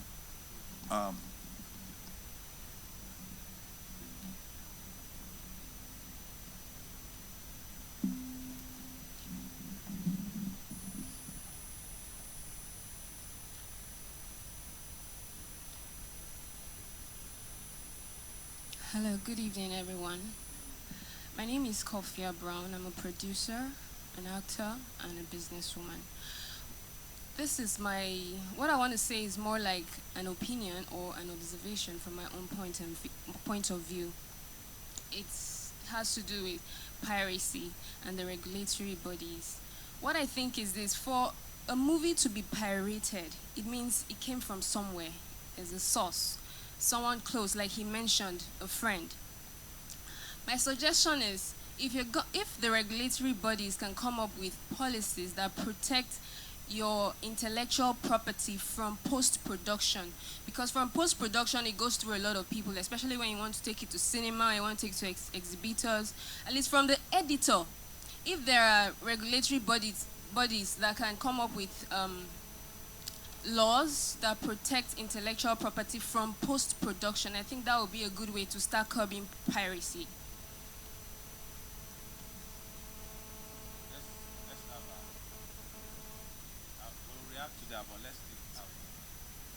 Hi, good evening. My name is Dami Elebe. I'm a scriptwriter. So I've been wanting to ask this question about censorship. So you were talking about, always remembering our moral and cultural, situations, especially with the kids. And I remember being in a cinema one day and somebody brought a 5-year-old to watch 12 Years a Slave. And I also remember how irritated I was when they were selling that ticket. And I told the lady, like, if you're going to sell a ticket where there's a rating on the film, I don't care if a parent cannot keep their child at home. You cannot sell a ticket to someone who has a child or anyone around them that's younger. So that's number one. I think one thing people need to do is actually start letting cinemas know that just because you want to sell tickets doesn't mean you're going to sell tickets to people who are too young. So I'm trying to figure out how you guys can do something better about that. And then the second one about the moral situation is there's also a situation where you guys don't want to show a movie because you feel it's a mess to our cultural and moral fabrication. But the truth is, we're going to watch that movie whichever way. There's online. So what you need to do again is regulate how people go to watch content that they choose to watch, but just be of age to watch it. You can't tell me, an old person, an adult, that you cannot watch something because you feel is messing with your moral fabrication. It's not your business. It is we're 180 million. My moral fabrication is relative. As long as I'm not harming somebody, killing somebody, you can't stop me from watching something I want to watch. What I think we need to do is make sure that the censor board is making sure the people watching it are of age, which means ratings mean you have to take your ID that shows your age to the cinema. This is not something, I know we don't do it in clubs, which we should, but this is something that's important because you don't want somebody who's not of age watching something they shouldn't be watching. And you can't stop older people from watching it because you're trying to make sure kids grow right. Because it's not your place to teach a kid what to do. It's their parents' place. It's not my place to write something for an adult and expect that children don't watch it. So I just feel like more should be done in how you expose children to watching things, and curbing adults from watching it is not going to work. So hopefully you can find a way to do that. Okay, let me quickly take the first two before other ones. Sorry, my sister. You see, this is the point. Before now, there are a couple of things that we're doing as producers, as distributors, as those in the industry that are wrong, that even gives us a lot of problems. You see, if you have invested so much in a film, I can probably reason with you before now that the time it takes for censorship, for classification is so long, the kind of bottleneck and things like that. But I'm not a civil servant, I'm a public servant. I'm coming from the business angle. I was appointed from the business angle. Max, since I came in 1 week. And if you're in Nigeria, you know pure water. My phone number is like pure water. That anybody can call me at a, it's only when people like Madu or Gaboski call me that I start panting. That means there is or peace. There is a trouble somewhere. So it's maximum 2 weeks. Sorry, maximum 1 week. If you submit on Friday, you get your classification. On Monday, you get your classification latest by Friday. Despite the fact that I still have to go to Abuja, but you get it. But for cinemas, when we go to cinemas, we do the classification, we just bring the files and we compare notes and things like that. But fault equally comes from cinema. At times when we rate I, that leads us to the second question. When we rate you higher, you just keep quiet as if you don't have right. We sat down in the office, but you are the person on the field. The global trend of film is highly dynamic. You know more than us. We're bureaucrats. I'll probably be the only one that moves around and see how things are. You are supposed to come and do the defense between us. Don't send your CD. Don't give your CD to somebody, your typist or your whatsoever, that will pass through a particular place before getting to us. October 1st was what? From the laptop of Kule Afolayan. Take your time. If you have invested that much, take your time and follow your destiny to film class, to census board. Then my sister too, you see, what we're saying is that we cannot, despite the fact that we're in everywhere in this country, we're like police. Police cannot do it all. That is why we ask you to give us feedback. And you have done something that you query and you question the person. That's what all of us are supposed to be doing to save this industry. Community policing. And one of the things we're doing as well is entering into universities, secondary school and primary school, for what we call media literacy. So that even parents who felt, a mother who felt, I've left my children home for some time and discover a DVD 10 in 1 on the street and bought that, when it buy this home, they're going to be happy with her. The child, if well educated the way we are going with media literacy, she or he will be able to tell mom, they told us this thing is bad. And we use practical example. I'm a graduate of theater art. When I go to university, I say, who likes Sam Loco? I'll mention 2 or 3 of those who died mysteriously out of poverty or whatever. We love him. I say, do you know your parents or you yourself, you are part of those who killed him? Then I'll narrate it.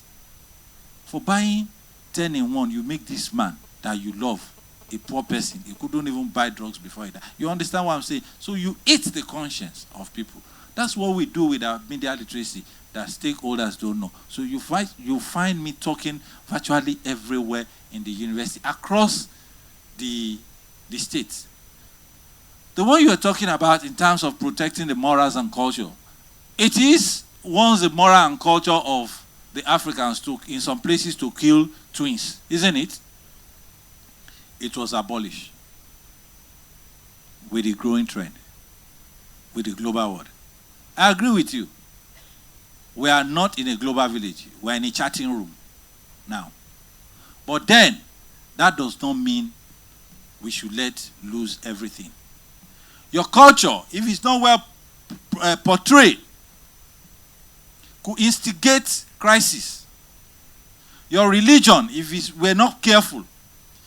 Last week, I got a letter from Director General of NYC. The misrepresentation of the core members. Those are kind of things we're not saying, and Gaboski has said it, everybody will agree. whatever ills in the society is not going to be dead. It's going to be minimal. Minus 1%, 2%. That means it's not in existence.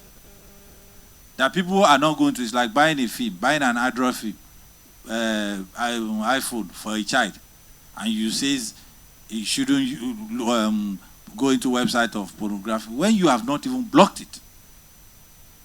So those are the kind of things. There's no way we will do that. And again, helping ourselves. You want to protect the culture, you want to project our content, you want to bring our content to the values, to the world, to travel far. And as well, you want to make money, you want to smile to bank. Why can't you write films that a mother, that we, the father, has gone somewhere drinking beer or watching football with our friends? The mother will be willing to take the children to the cinema. And a mother taking 4, 5 kids to cinema to watch, that is investment. They are making money for you. Why can't you develop an attitude of writing a film or producing a film that can be watched by all? So you don't, at the end of the day, come and start eating on distributors that they have stolen money. They don't know when they are son, when you are in song, when you are doing those things. So we're looking at those things, and to be fair to us, people will tell you that we are now more liberal in terms of our classification. And the struggle we are even taking, we are almost the only one using the word censor now in the world. Is in the we are equally working on policy. 6th and 7th is the stakeholders meeting and conferences, which is free for all of us. But before you know it, people will say, I have this to do, I have this to do. By the time we come out with policies that has been backed by law, they say, why did you come out with it? So we equally need your assistance in those areas, please. Next question, please. Yeah, let's take from the back. The last. The woman. After you, the woman, please. Can we have 2 more, please? How many? Okay, how many should we have more, please? Please, 3. Okay, 1, 2. Can we have 3, please? 3. Oh yeah, go ahead. Good afternoon. Afternoon. I want to speak on piracy. These discussions on piracy have been going on for several years. I have not seen anything new being discussed. Piracy is technology driven. You talk about going to Alaba to chase pirates. It's I don't know how to call it. I don't know what I say. I say it's a cake. You don't know what you're doing. Piracy, technology driven. The pirates are always ahead of the film producers, technology-wise. I've seen a place where a Nigerian movie was released. Somebody told me that, Michael, this is the movie, watch it. Boldly. TK's film was pirated on YouTube. The pirate was threatening Tunde Kelani. And I've seen a case where a filmmaker in Nollywood bought a pirated American blockbuster and said, Michael, do you want to watch it? He was pirating a filmmaker in America. So there's too much hypocrisy, and sometimes I don't want to talk about piracy at all because we can only be talking while the pirates are busy doing what they are doing now, while we're here discussing and having lunch. God bless everybody.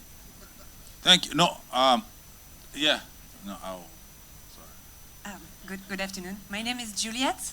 I work for Ivanti. We are a post-production company, and I just would like to provide you with a quick remark, especially to Miss Kofi, right? Yeah, to reply to you because you were talking about the post-production. And just to be agree with you, Mr. Executive Director of the Board of Censure, but actually having policy is very good, regulation is very good, but at the end of the day, this is also the responsibility of the studio and the post-producer themselves. Us being in the post-production and having offices in Kenya and nowadays in Nigeria, is our responsibility to make sure that we're going to safeguard the assets of our clients. And we will discuss more about that tomorrow, but there are so many ways, very easily to put in place, technology-wise, to make sure that we're going to protect your content and make sure it's going to not be released out there. And this is our responsibility. Thank you so much. You've answered that. And to you, sir, I think you need to engage with us more and more to see things the way to see what we're doing. Either you call it archaic or not. It has been said, it has been proven that DVD market is what? Is huge, is even more than the cinema that you are looking at. So what do? You as a producer have the right, as you have had her, to use that technology that immediately you slot in that thing to copy, it will not. We have that technology.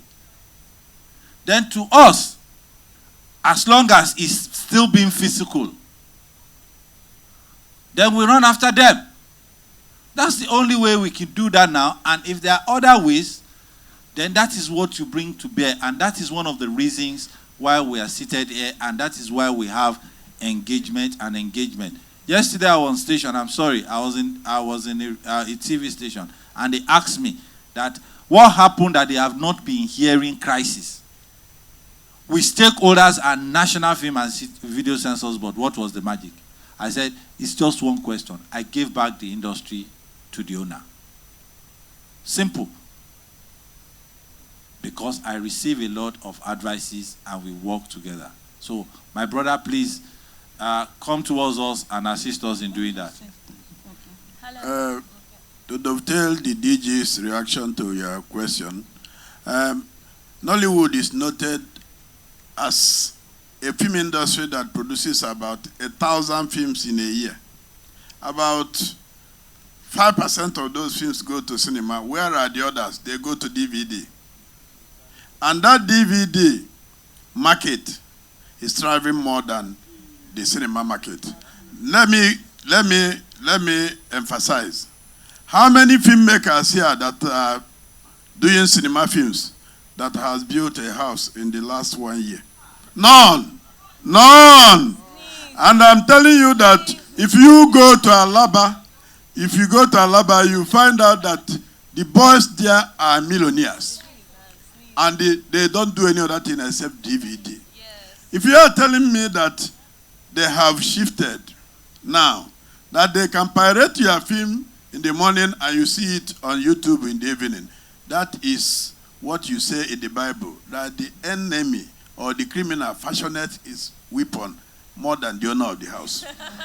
Just a quick one for both the DG and also for people who are making cinema films and everything.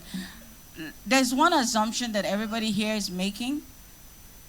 Africa is not only in this room. We're not just in New York, in Lagos, Port Harcourt, or Johannesburg, or Kenya. No.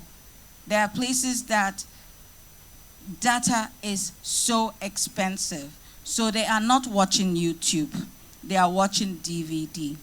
So, and the other part of it is for both the DG and the two DGs that we have here, when central bank and government is making policies that are supposed to help us, I hope that they take time and talk to you people, because like the new central bank loan, they didn't, I'm sure Mr. DG, NFVCB, you were not involved in whatever they were doing, neither was NCC, because I didn't see any insurance company involved in the whole documentation that they have given.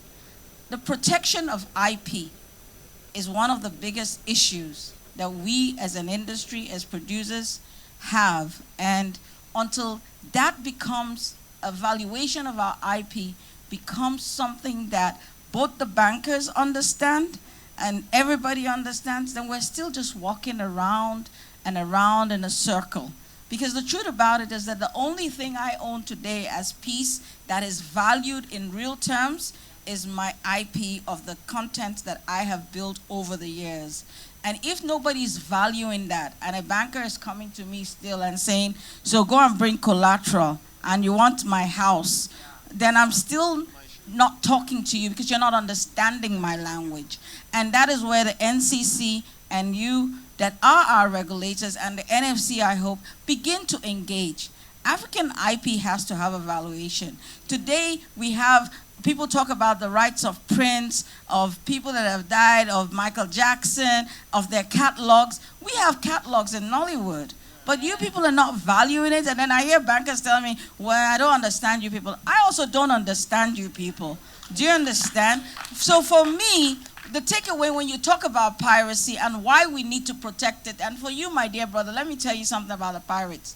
For every film that comes out in the cinema, 1 million copies are being sold on DVD. Take it from me. I am not talking hearsay. I'm not talking about the one going online. I'm talking about raw, hard copies of these DVDs being shipped across the world. So you walk into Brazil, you're going to find a copy of The Wedding Party. You're going to find a copy. I mean, somebody even has the audacity to call me and tell me that Blink Oceans is coming out in September. That is the audacity of the pirates. So let's not lie to ourselves. I keep saying something.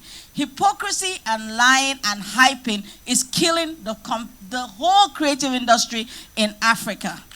And if there's only one thing that Mr. Adebayo has tried to do, that I will give it to him. He has tried to connect the dots across the continent to make us understand that with the free trade agreement, which is being pushed today, that we need to talk to each other and we need to protect everyone's IP. Don't sit here and tell me, bankers, let's talk to our regulators. Let us get a value to our IP. Then we can start to know that we have something to talk about. Without that valuation, we're still talking gibberish. Sorry, sir.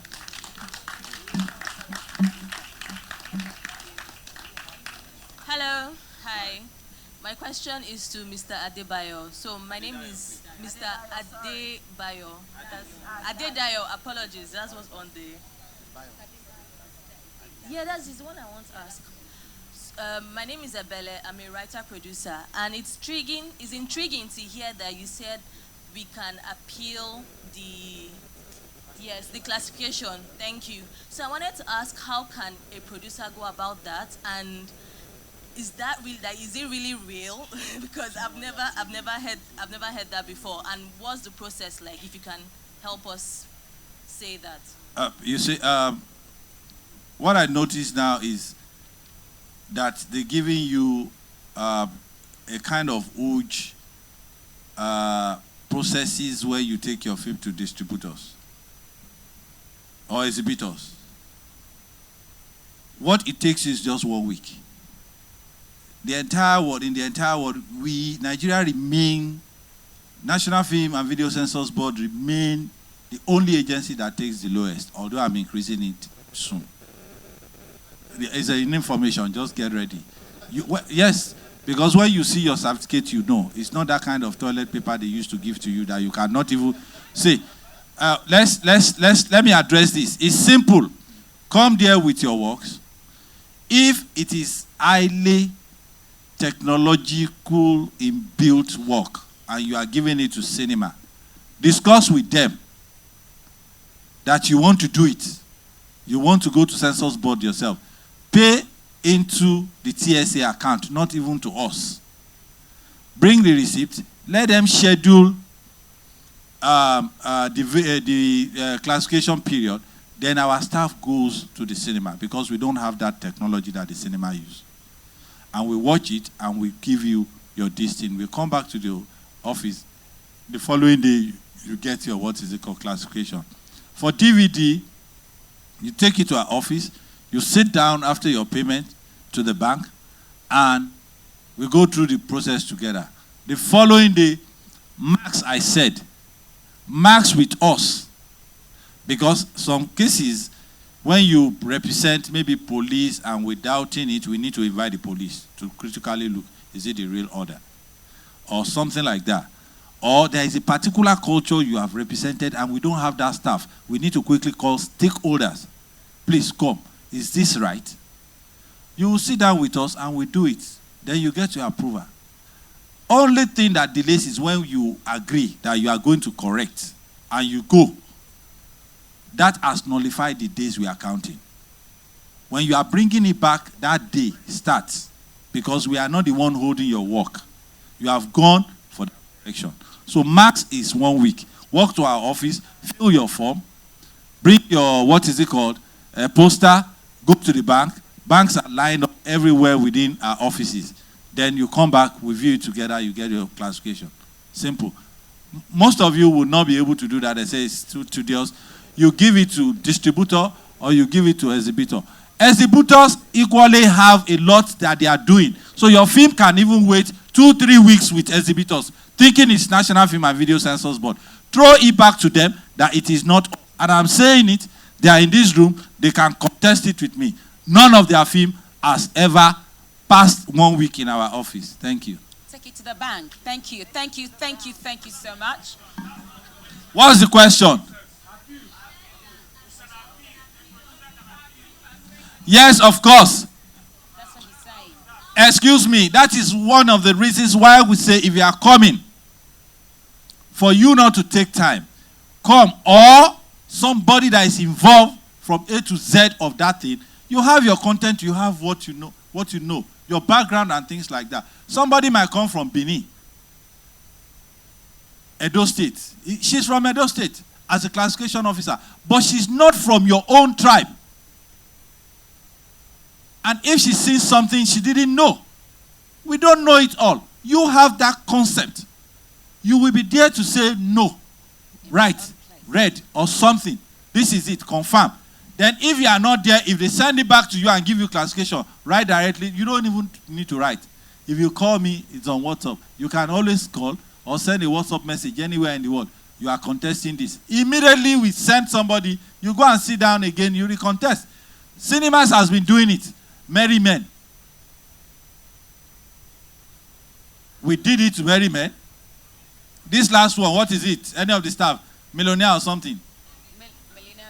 Yes. Yes. Yeah, we have to agree with ourselves on what to do. Because it wasn't mentioned that there is part 2. And we can't leave it like that. If not, we're going to rate it higher. So we have to agree and come up with something. Why don't you tell us that it's part 2? Then you go and apply. At the end of the part 1, you put part 2. Coming soon. It solved the problem easily. And that was how that was solved. So you have the right to do appeal and contest issues with us. We seated there. You are the one going around and knowing things and whatsoever. So you should be able to convince me. And in doing that, you are building our capacity. Building our capacity from your head is building the entire capacity of staff for others to benefit. Thank you. Thank you so much. Thank you, Mr. Adedayo and your entire team. And this is where we'll call it a wrap for today. So we are so behind time. We'll have something little outside, a snack to snack you up. So just go outside and get some. And then from there, we're going to Film House. So for our guests from outside of Lagos and Nigeria, we'll have a bus for you to convey you down to Film House for the NIFS cocktail. So thank you so much for your time today. And tomorrow we'll hope to start early. Please try and be on time. And thanks again for attending today.